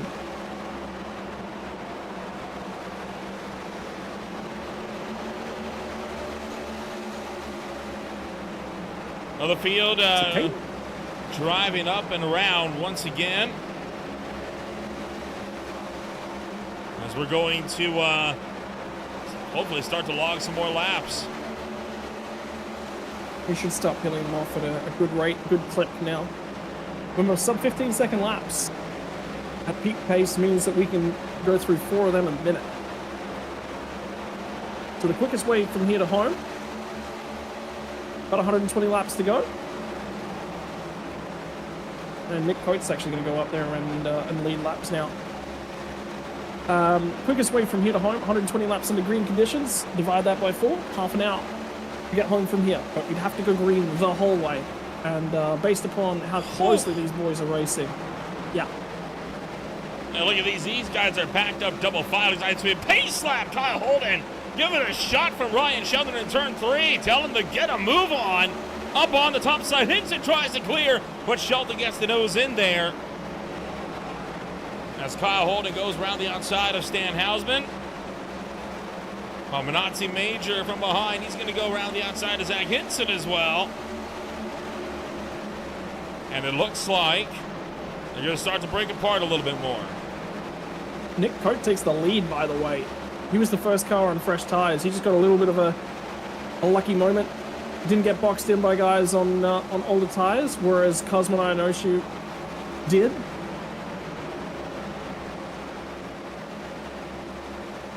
This was when this happened. This is about 4 laps ago that this happened on, as Cote with a massive drive out of turn 4 just had a great run coming down into turn number 1, and Gracias, I think, lifted and let him have it. Keep in mind that Cote again on 40 lap fresher tires than Gracias as well. No doubt putting them to work.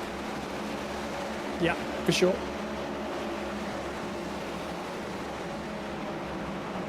So that's just rubber advantage. Kyle Holden gets in front of Gibson. Gibson gives a little bit of a bump coming down to the turn number 3. And unfortunately, that bump may have allowed for Justin Bellow to start to creep in the fray, as well as now Mello going to try to clear from the inside. This time, Gibson not going to go for the bump. Probably wise not to be bumping the iRacing employee about. No, he loves it. He loves it. Let's race him. provided it's all green. He loves it because he's got the protest staff on his side if things go wrong. Yeah, but the thing at the end of the day is, yeah, you gotta go racing. You gotta trade some paint. Mello going to maintain his drive up at the head of the field. Ryan Shelton and Gibson, meanwhile, double file as Manazzi Major now tries to go around the outside. Gibson and the Sim HQ machine starting to lose quite a bit of ground here to drivers on fresher tires, as now look at Josiah Vincent trying to go around the outside and nearly puts him 3 wide in the process.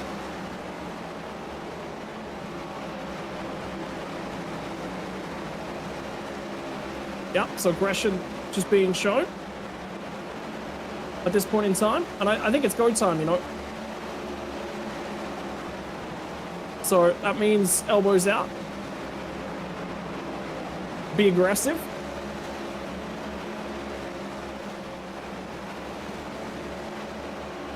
Drive it as hard as you possibly can. Well, not even drive it as hard as you possibly can. 120 laps, you can make that on fuel. So making sure that you still connect those dots. No fuel limitations in that either. They will go the full fuel run. So you've got to be thinking at this point in time, with just the way the last couple of runs have gone, we're looking at probably a 50 or 60 lap run minimum, if not the whole way. So how do I set myself up so that I've got tires, I've got pace when it matters? Now, Nick Cote fired off really hot very early on, and he's got the race lead, which means he gets clear air. That's one way about it. But the problem is, once you get that race lead, you've got to go into tire management mode, because everybody else has got an advantage about sitting back, being a little bit more patient. And we've seen that. I recall Charlotte last season. Once you get to the lead in these race cars, I said at that point in time, it's dirty air. It is very, very difficult for the guys that come behind to run you back down. But what got proved to me on that day is, and something I remember and I think about in race strategy all the time, is when you're the leader, you want to maintain the lead. So generally, you're actually just racing the guy behind you. You need to stay ahead of him and you manage that pace.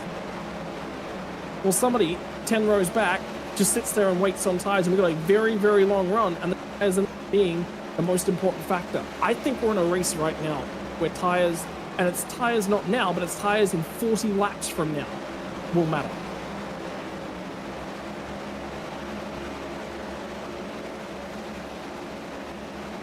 And Joey Barrett gets to the inside, gets one done here. Joey Barrett going to clear up. And Manazzi Major able to pick off one more lap as well. Up front, Josiah Vincent pressuring Ryan Shelton. And Vincent going to make short work of the Picari Sweat number 99 car, the car that used to be pretty dominant throughout the race so far today. And even further behind them, Jason Garcias and Steven Gibson. Closing in on this battle between Major and Barrett, and they get checked up behind a slow Garrett Austin, who still is nursing a lot of that damage from earlier in the race. And that's Garrett Austin moving to 3 laps down now as well. Sten Hausman's just been forced off the lead lap as he's been picked up by Nick Cote. So again, this is where, remember what I said, tires, tires, tires, tires, tires. And the last few laps for Hausman have been like 3-4 tenths a lap off, so he is falling like a stone. He actually didn't pit under that most recent caution. Neither did Nate Cotilla. Cotilla took the wave by. That has now not worked out for Nate Cotilla.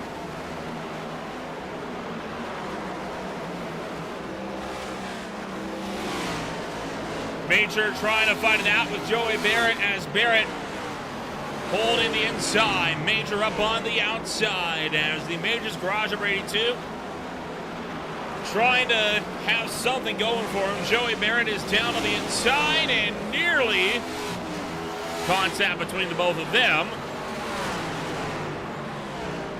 Major will keep his pace.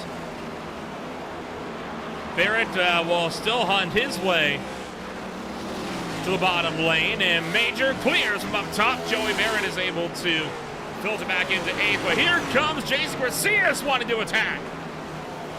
Oh boy. The Garcias remembers all the rubber than a lot of them. So these boys have really been burning up their stuff, because Garcias is now starting to recover.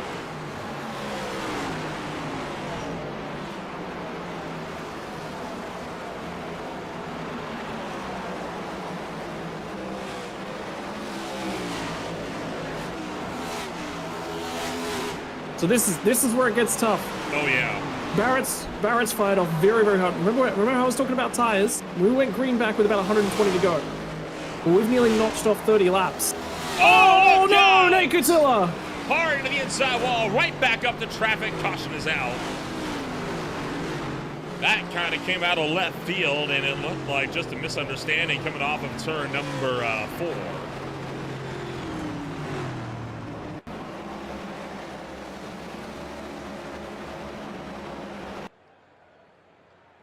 And it came off the wall right as Holden was trying to pinch him in. Yeah. Just 2 lines coming together, that's all she wrote. Holden's trying to, you're right, use all the space available to him. Well, pit stops are underway once again, and once again, we'll take ourselves a quick step back, but you won't miss a moment. We'll go side by side on Green Flag TV and be back with you soon in a moment.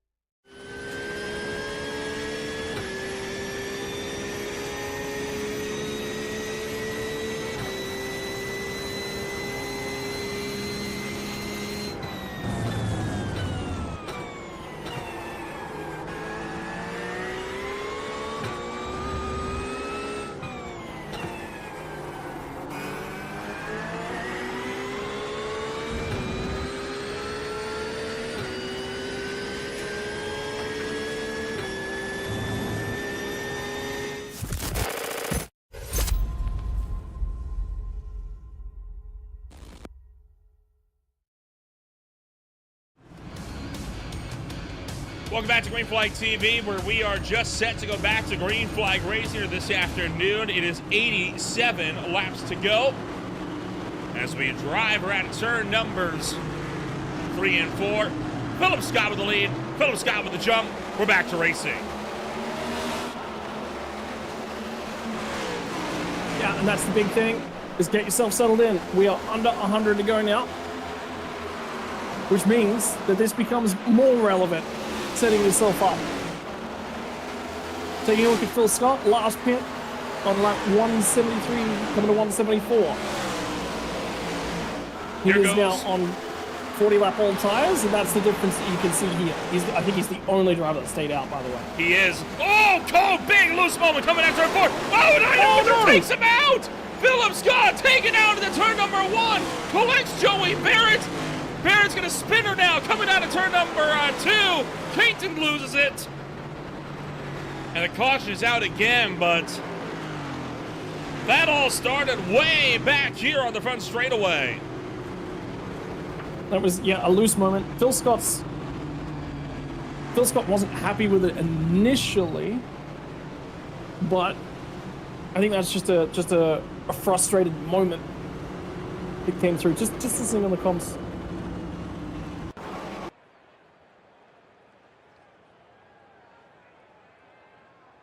Take a look at this as this kind of fell apart quickly. Watch as I know she's going to try to split the middle here. Tries to go 3 wide to get around Cote. Cote closed the door. Scott turns in. I know she was there. But whether Inoshu had the right to be there, debatable. Joey Barrett then lost control, went into the tail of him, and that's what unsettled Barrett. He just never gathered it up, comes around, and just clotheslines Arabia Caton. Yeah, and something I just heard on the in-race radio as well came from the two of them discussing it, and I know she said I was trying to back out and I missed my braking. He didn't want to shove him 3 wide. The moment came, and the difficulty is he was boxed in behind the car on the inside as well, and you want to take that because track position is really, really important at this phase of the race. And again, it's just misreading it. So half moment here for Nick Cote. That gives Inoshu the run. He tries to get there, recognizes, misses it, recognizes. And Scott's turning down. He's trying to back out. He's trying to brake.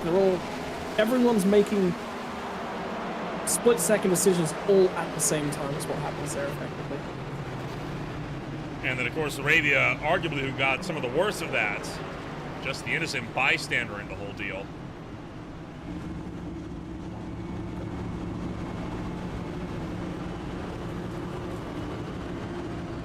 An update, Ethan Amberg did get the lucky dog that time by because he was racing Caton for it, and well, Caitlin got caught up in the wreck. Unfortunately, so he goes to 1 lap down. Unfortunately, he's got a pending black flag, so it's going to be all for nothing. That may be an EOL penalty, though, for speeding on pit lane under caution, in which case, that's totally fine. I can confirm it is not. It is definitely at least a come down pit road, because on the event recorder, it specifies if it's end-of-line penalty or black flag. That's a black flag. That means you must come down pit road.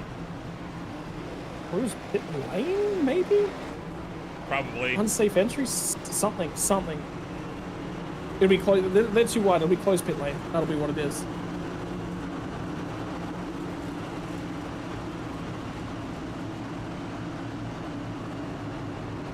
Yeah, that'll be 100% entering close pit lane. Tough break as Amberg's day effectively over now, officially. Green flag back in the air. Nicholas Coates gotten a good jump, trying to lead Justin Mello away. Mello looking high. Then diamonds are off, trying to get that run back on the 17 as we cruise down to the turn numbers 1 and 2. Issue at the back end of the pack I just heard as well. Caleb Bass just had an issue. He's trying to back out of that one as well. By the way, 12 cars are left on the lead lap. I think Phil Scott went for some damage repairs as well, which I think he definitely had to. Nick Poe is quicker than... And remember, he's just survived. He's had not the fastest race car out there, but he's just been near the front. And he's just been lurking and lurking and lurking and finally takes advantage of it. Here goes Mello. Mello down the inside. Trying to go for the lead. Punches up. Nearly gets in a Coates. Coming back around to the turn numbers 1 and 2. Mello forced to back out. He'll try to set her up again. So Coates still holding on for the lead of the race. Justin Mello trying to see if he can disrupt that, though, by making his eventual move to the inside. Up, down, left, right. Where do you go? Let's just read the race again. Let's just be cautious on the tires. Mello's item. Now Holden's going to turn a speed. He's going to come back at these guys as well.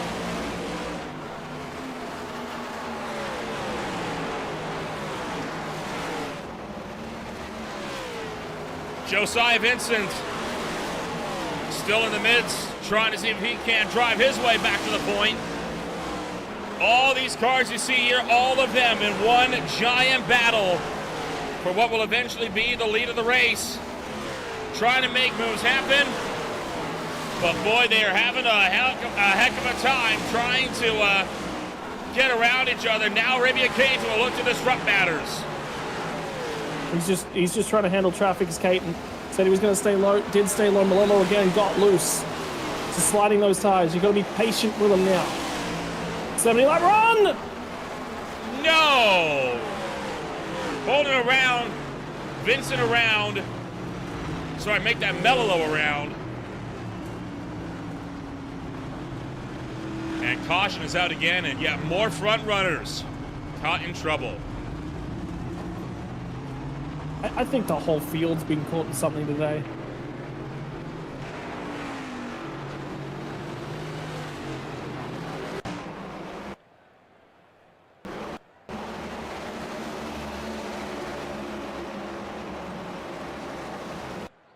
He's just...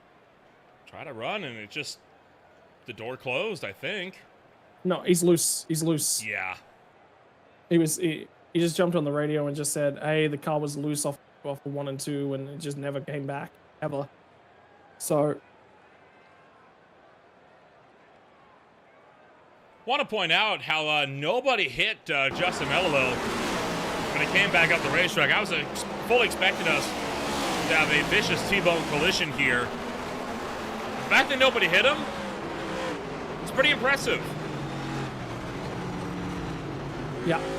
Everybody doing their best to get out of the way. They all recognize how difficult it is. Different cycles of stops now as well. Bunch of different guys. Phil Scott's coming back down. That'll be damage repair. Carl Holden will be the same. They're both just trying to get their cars repaired and get back out there.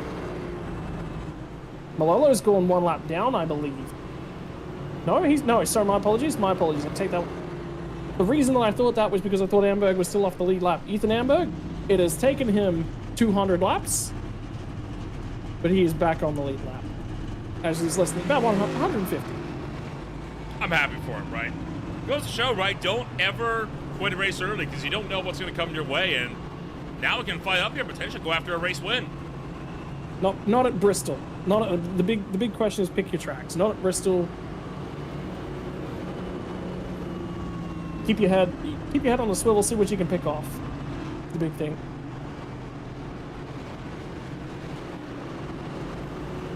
Fuel will no longer be an issue, by the way. We are well and truly beyond that point. Nick Coates in with a serious chance. How about Josie Garcias? Hung on the old tires in that run a couple cautions ago. Now he's on fresh stuff. I know she's had damage. He's still back up here. Nazi Major's just been lurking all day long. Hasn't been quick, hasn't been slow.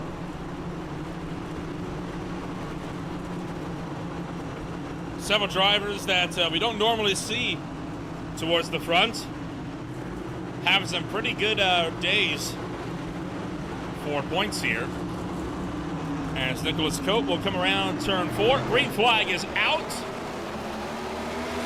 And Cope jumps on the loud pedal as Jason Garcias trying to get down to the inside. Josiah Vincent up on the outside. Cosmonite Oshu retaining speed in the mid-pack here as Manazzi Major trying to see if he's got an answer by driving this one in around the long way. Yep, so he's going to get clear of Zach Henson now. Coates just ahead of Jason Garcias, and Garcias is again returning to some speed. He comes out, Oshu dives it in on Josiah Vincent. He is getting aggressive. You can just see time is starting to run out, and the moves are getting more and more aggressive. Vincent wanted to cover him, but he recognized he got the nose in down there. Then he gets...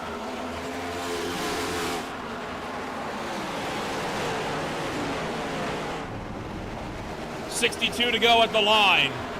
Cope pulling a gap up front. It's a battle for second on down. Both Vincents have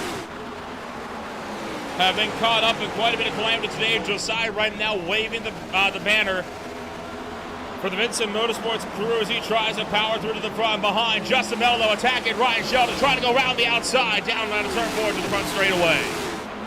And these two have been up front at different stages throughout the race now with not perfect race cars, trying to just see what they can do at the back end of this one. Trying to give themselves another shot. 61 to go. Time's running out. 15 minutes worth of racing if it goes green.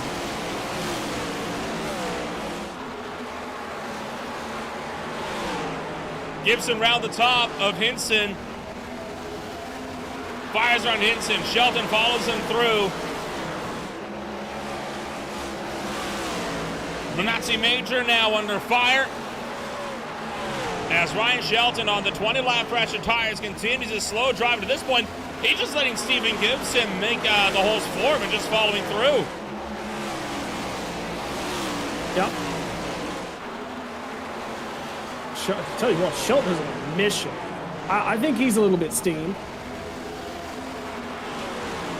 He's just getting aggressive any which way he possibly can.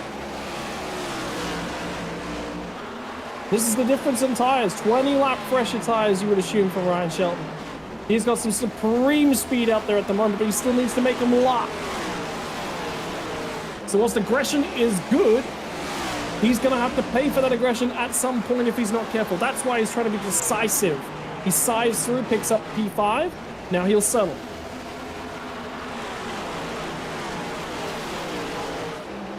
A lot can happen in 50 laps. Remember what happened in the first third of this race. Plenty of opportunities for Shelton to still fight through and pick up more positions. All the while, the few drivers that are left in combat are starting to close in again. Jason Garcia's slowly but surely running down the gap up to Nicholas Coe. Coe has not been able to break away, and he has got the number one breathing down his neck. And the big thing is, remember how good Garcias was when he stayed out on the old tires. So he is great at saving time. I think that's what you're seeing him do right now. He reckon pick off Cote and beat him in an out-and-out speed battle. But if he can just be a little bit patient,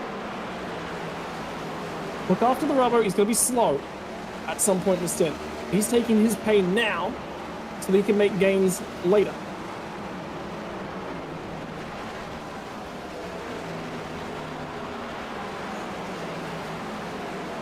All the while, it's still a balancing act with Josiah Vincent behind, right? Because, I mean, Josiah Vincent running his own race, but Macias has to make sure he still keeps the pace up enough that Josiah doesn't get any ideas behind him. Because if he drops back to third, well, all of a sudden, that makes it that much harder to reel in Nicholas Coe by the time we get to the end of the race.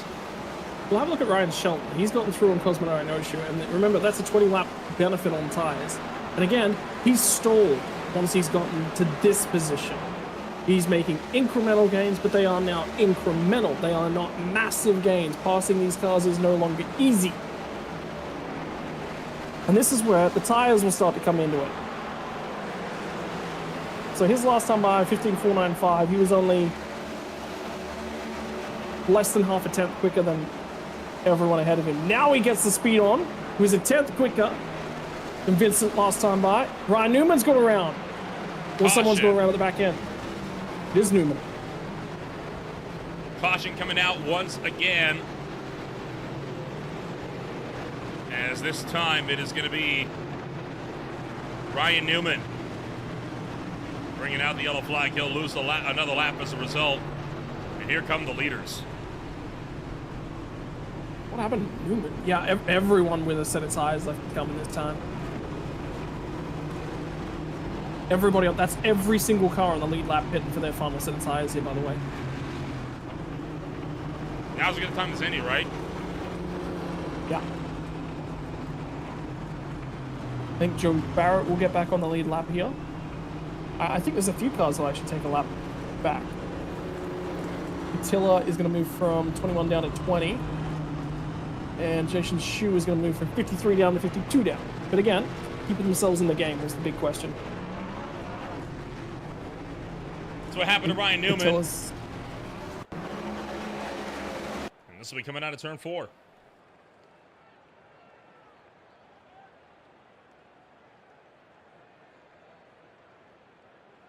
I mean... Had some help. Yeah, but he shut Holden down on fresh... You don't turn down on a car with fresh tires like that. If you can see a car coming and a car coming with that supreme amount of pace, leave the door open. Because, okay... now, is that expressly right? Look at the line he's running. He's up at the wall, and now he swaps his line right in front of a car. That car is expecting him to be consistent. And now, there's two ways to view this. I'll give you both reasons why. Is Ryan Newman at fault in that incident? Absolutely not. Anyone who's looking will penalize Carl Holden in that one every day of the week. However, look, Carl Holden knows he's up at the wall. Attila gives it to him, and then here he is in the middle. And then it gets shut down, and he's trying to left because he's expecting Newman to have pace off the corner. So the reason that I would give to you is Newman just ran the wall. Why did you swap lanes in front of a car on fresh tires? I think he got confused because remember, Cotillo was also approaching Newman. I think it was a case of he just didn't know where to go because he's got cars that are a double file, both coming up on him from behind. Probably doesn't know which one of them is going to be quicker. He assumes maybe Cotilla, since Cotilla's the one in front.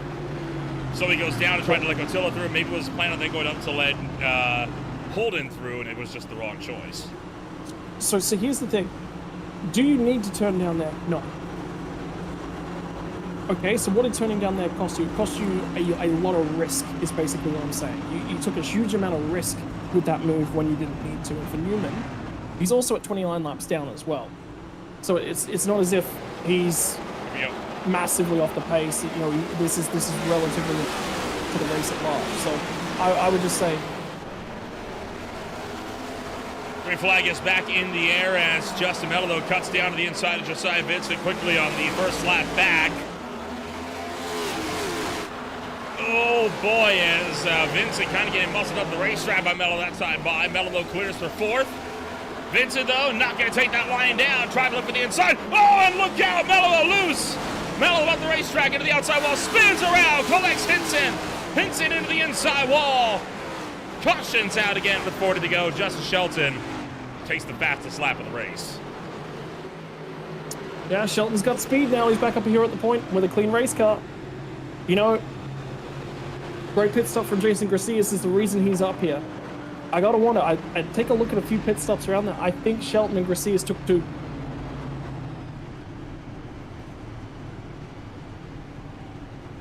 Tough break for Justin Mello.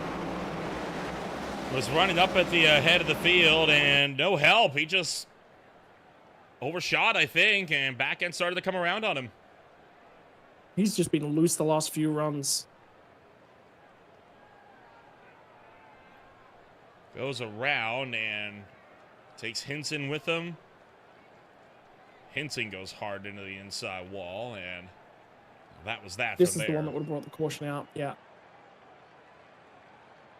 Because Malala kept it reasonably straight, so the caution wouldn't have triggered that. It was difficult. It was a slow car. It was in an awkward spot, but that wouldn't have triggered it. Mello's up the racetrack, and Hinson just, yeah, wrong place, wrong time for the Hendrick Motorsports W58 Camry. Or the Lexus, sorry. It's got Lexus on that car. It's a quote-unquote Camry. Yeah. Ooh. You're not a fan of the Lexus? He's been running it all season. No. It's not that. It's to do with the GT3 program. I would really like to see, and Toyota and Lexus are working on getting a new GT3 back. Are we about to get a GT3 ran?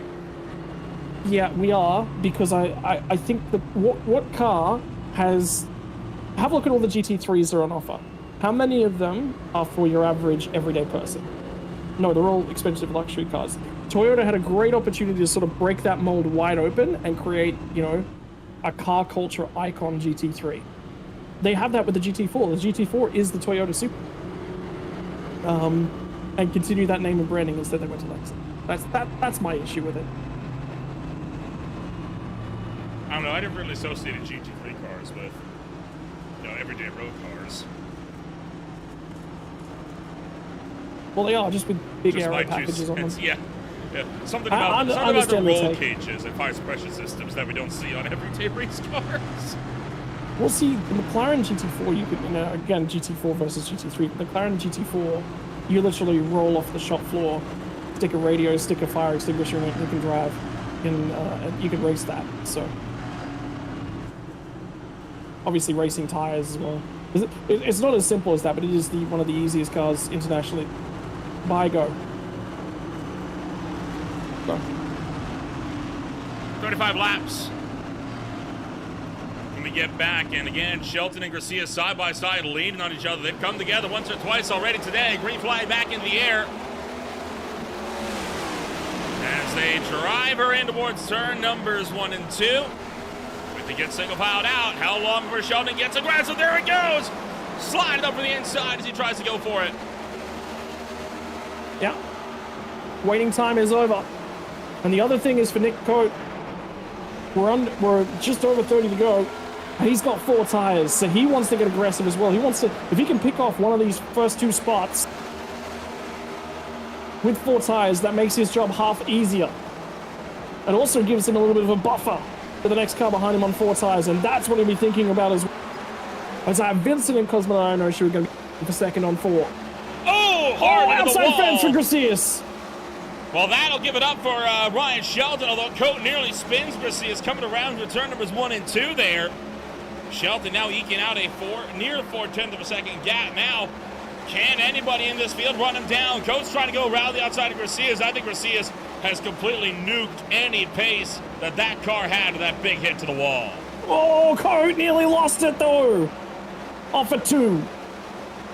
The car was not compliant. I think that outside lane is just switched off now. I think it is completely inside dominant. Getting them moved on is going to be difficult. It's middle and bottom. There is no outside groove anymore. Gibson continuing to fight this one out. Ionoshu up on the outside line as we cruise into turn numbers 3 and 4. Back to the front straightaway. Make that to 1 and 2, sorry. And Amberg nearly gets into Ionoshu as Ionoshu trying to find a hole.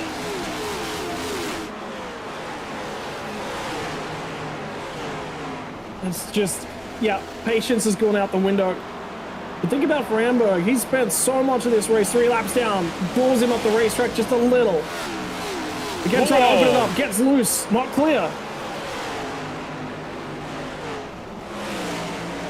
Well, the battle's continuing. They are immense at the closing stages. Stenhausen gets up onto the apron there, right onto the transition. He gets it up, elbows into the wall as he steps sideways out of turn 4.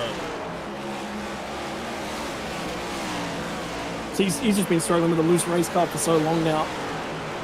So I reckon something, he might have touched the wall at some point. It's just bent something, and that race car is now just too loose to consider things with. We're under 25 to go now. Demololo's coming back at him. Sorry, my apologies. Stan Hausman. So again, just trapped in the outside lane. So Cosmo and Ionoshu's day and speed is gone. Stan Hausman continuing to go down to the inside as Ionoshu slides up out of turn number 4. And the Tiltify Camry continuing to make ground as he drives her down in deep. Stan Hausman maintaining down low and keeping Ionoshu from breaking away and trapping him effectively in the 7th spot. Contact again. And around goes Hausman. Oh, that's a big shot. That's bent things. That is a heavy, heavy hit on the inside barrier. He's gonna try and recover it. He's gonna try and keep it rolling because the big thing is 25 to go. He's on the lead lap. He does not want to fall off the lead lap. If he can keep this out here, he'll hang on to spots. Major So run now. Sorry, tucked up behind Ionoshu as keeps making a good run, coming around to 3 and 4. And Ryan Shelton all of a sudden is just gone. By the way, that battle for the lead that I thought 2 tires versus 4 would be coming our way. It's just Nick Coates just not being able to maintain with him. He spent a lot trying to get through on Jason Gracias.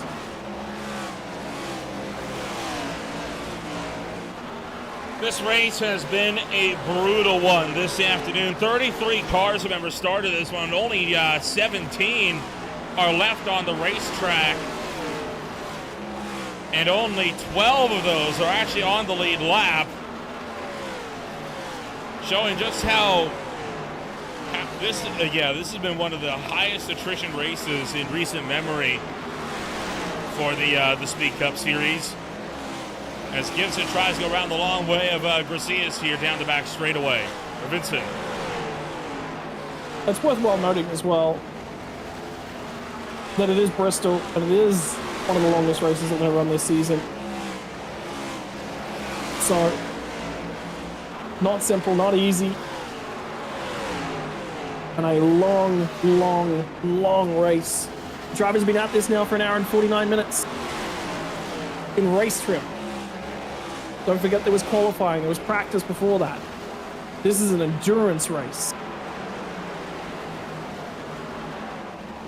And it's finally reaching that final crescendo.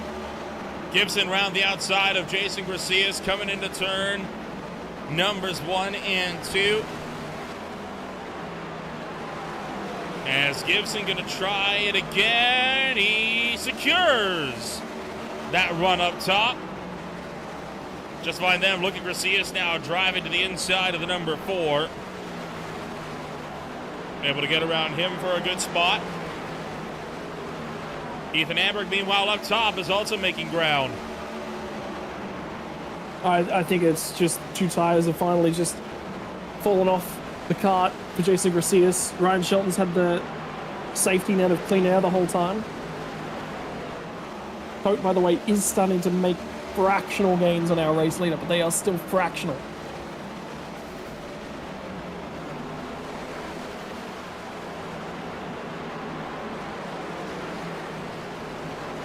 Coming up to 10 laps going to the line as Philip Scott has hit the wall, and Caleb Bass just now popping back into the race car, and I think he may have just popped the motor by leaving it idle for too long on pit road. Under 10 laps to go, and it's looking like this race is Shelton's to lose. Yeah, it's going to take a mammoth effort to do anything. There's no real traffic. Looking like it's going to be a problem in the final 10 laps of this one either. So again, it comes down to, it's now Nick Coates' responsibility to try and do something. Did he save enough tire? I don't think he did. I think he burned it all off. So I think you're right. I think it is now Shelton's to lose.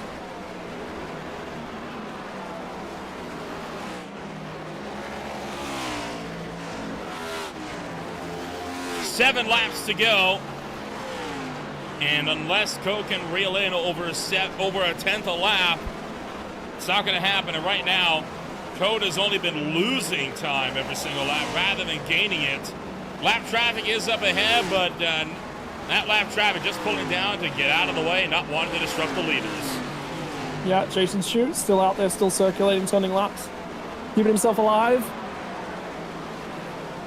Look at the names tonight. Cosmo, I know she's led a ton of laps. Gracias has led at different points. Gibson's been quick. Gibson, out of those 3 drivers, is the leader of them. Jason Gracias just on the wrong strategy. Went for 2 tires, didn't get in the track position he was chasing, and the car just switched off. Joey Barrett had issues again later on in this one. Phil Scott was quick tonight, had an opportunity to win it.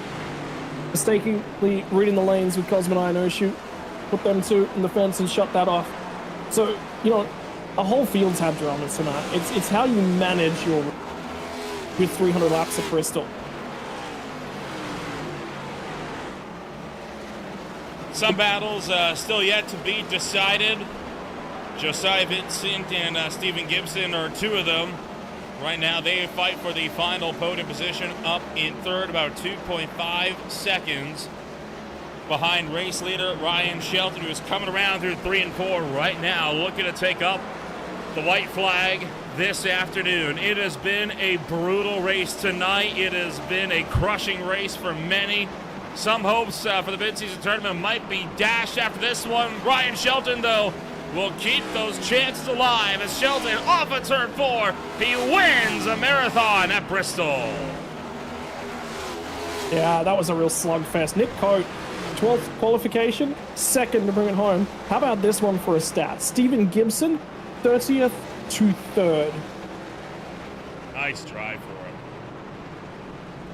Shelton goes 2 for 2, taking the win last week as well at the Worldwide Technology Raceway, as he'll seek to burn it down the front straightaway and extends his all-time win record in this league of 17 now. This one very much a well-deserved win for him.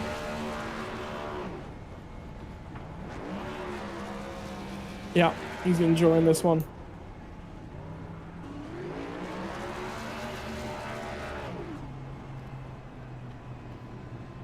Well, the Bacarus White number 99 going to make its way around and towards pit road. In the meantime, we'll take a chance to give you a look on how the results shake up here after this one, as it was Ryan Shelton taking home the win. He was up front all day long and was able to walk it off this afternoon. Nicholas Coe comes home 2nd. Stephen Gibson will be picking up a 3rd place spot after going up 27 spots this afternoon. Josiah Vincent comes home in 4th. Ethan Amber back in 5th from there.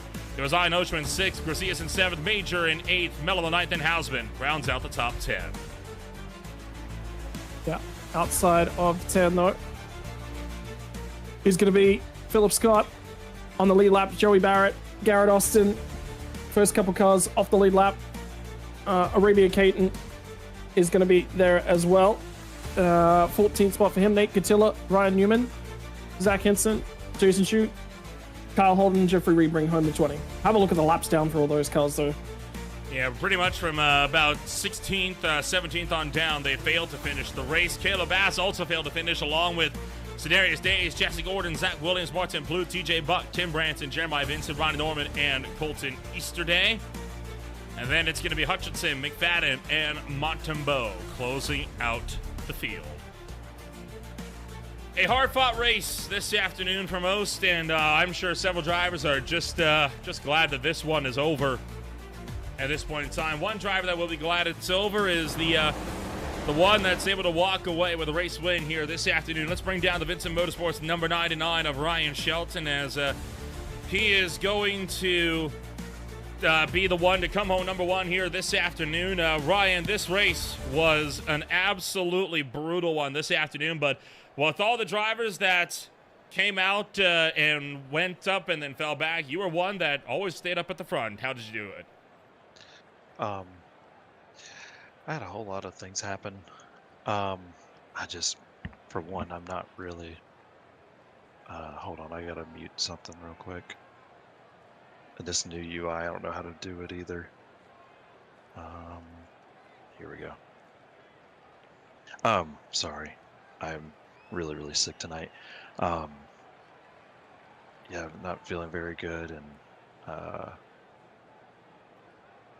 feeling really bad and whatnot, and just not really here. Oh man, what did you ask? I'm so sorry.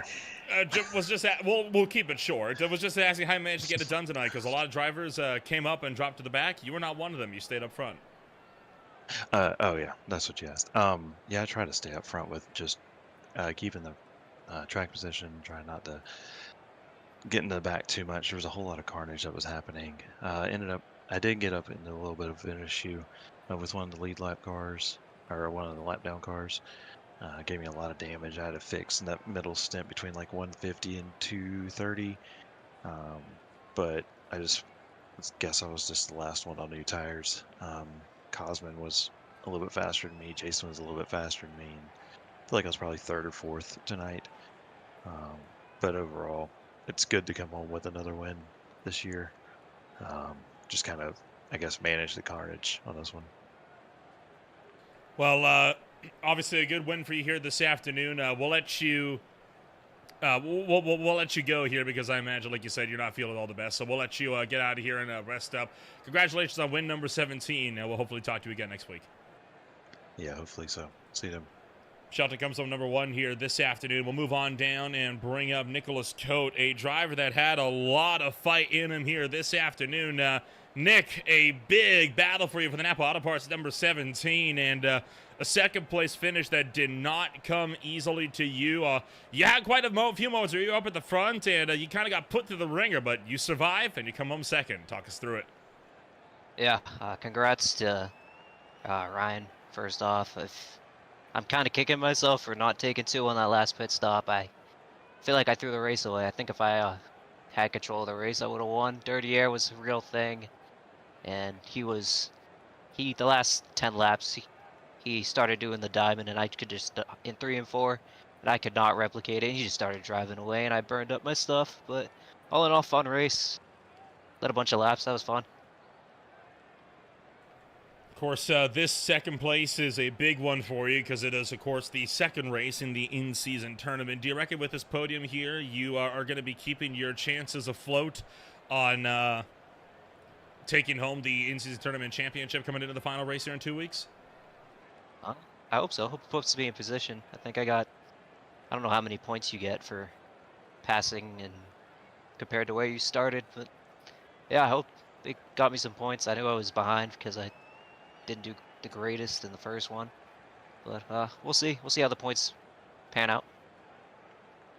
And before we get to that, there's still one more race coming on up before we will be closing out the in-season tournament. That race will be over at the New Hampshire Motor Speedway coming on up next week on September 18th. The Magic Mile down to 90 laps, a much shorter race than we had here this afternoon, but a track that can be just as chaotic. What do you think we can expect to see from New Hampshire Motor Speedway? Yeah, definitely chaotic. It's a tough track to drive. It's actually my home track. I go there every year for the Cup Series, so I'm excited to get there and see what happens. All right, we'll wish you the best of luck when we go racing once again. Congratulations on taking number 2, and we'll see you next week in Loudon. Thanks, guys. Have a great one. Nicholas comes home number 2 this afternoon. We'll bring up Stephen Gibson coming home 3 this afternoon. The hard charger of the day. Stephen, 30th place. You didn't qualify. You walk it off, though, and managed to come home 3rd at the end of this one. A lot of attrition that you had to battle your way through. That car got into it a few times yourself. How in the heck did you manage to make this work this afternoon? Yeah, I didn't intentionally not qualify. I kind of hit the wall and going to the checkered for lap 1 and then broke the toe link, and it was a wrap from there. So I knew I'd just start in the back and just kind of just take it easy, you know, ride around, just make sure I don't push it too hard and, you know, mess up anybody's race. And I was clean most of the night. I know there was that one little hiccup right in front of me that gave me a 4 times. Other than that, we managed to stay clean and out of everybody's way today, which is nice.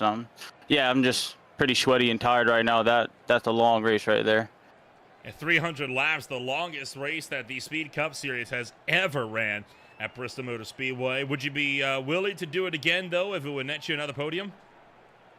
Oh, yeah. This is definitely, like, fun. This is definitely good racing. I wish they could make it to where you could run the second lane a little bit and save a little bit of tire life. But, yeah, I would be definitely done to run 300 laps again.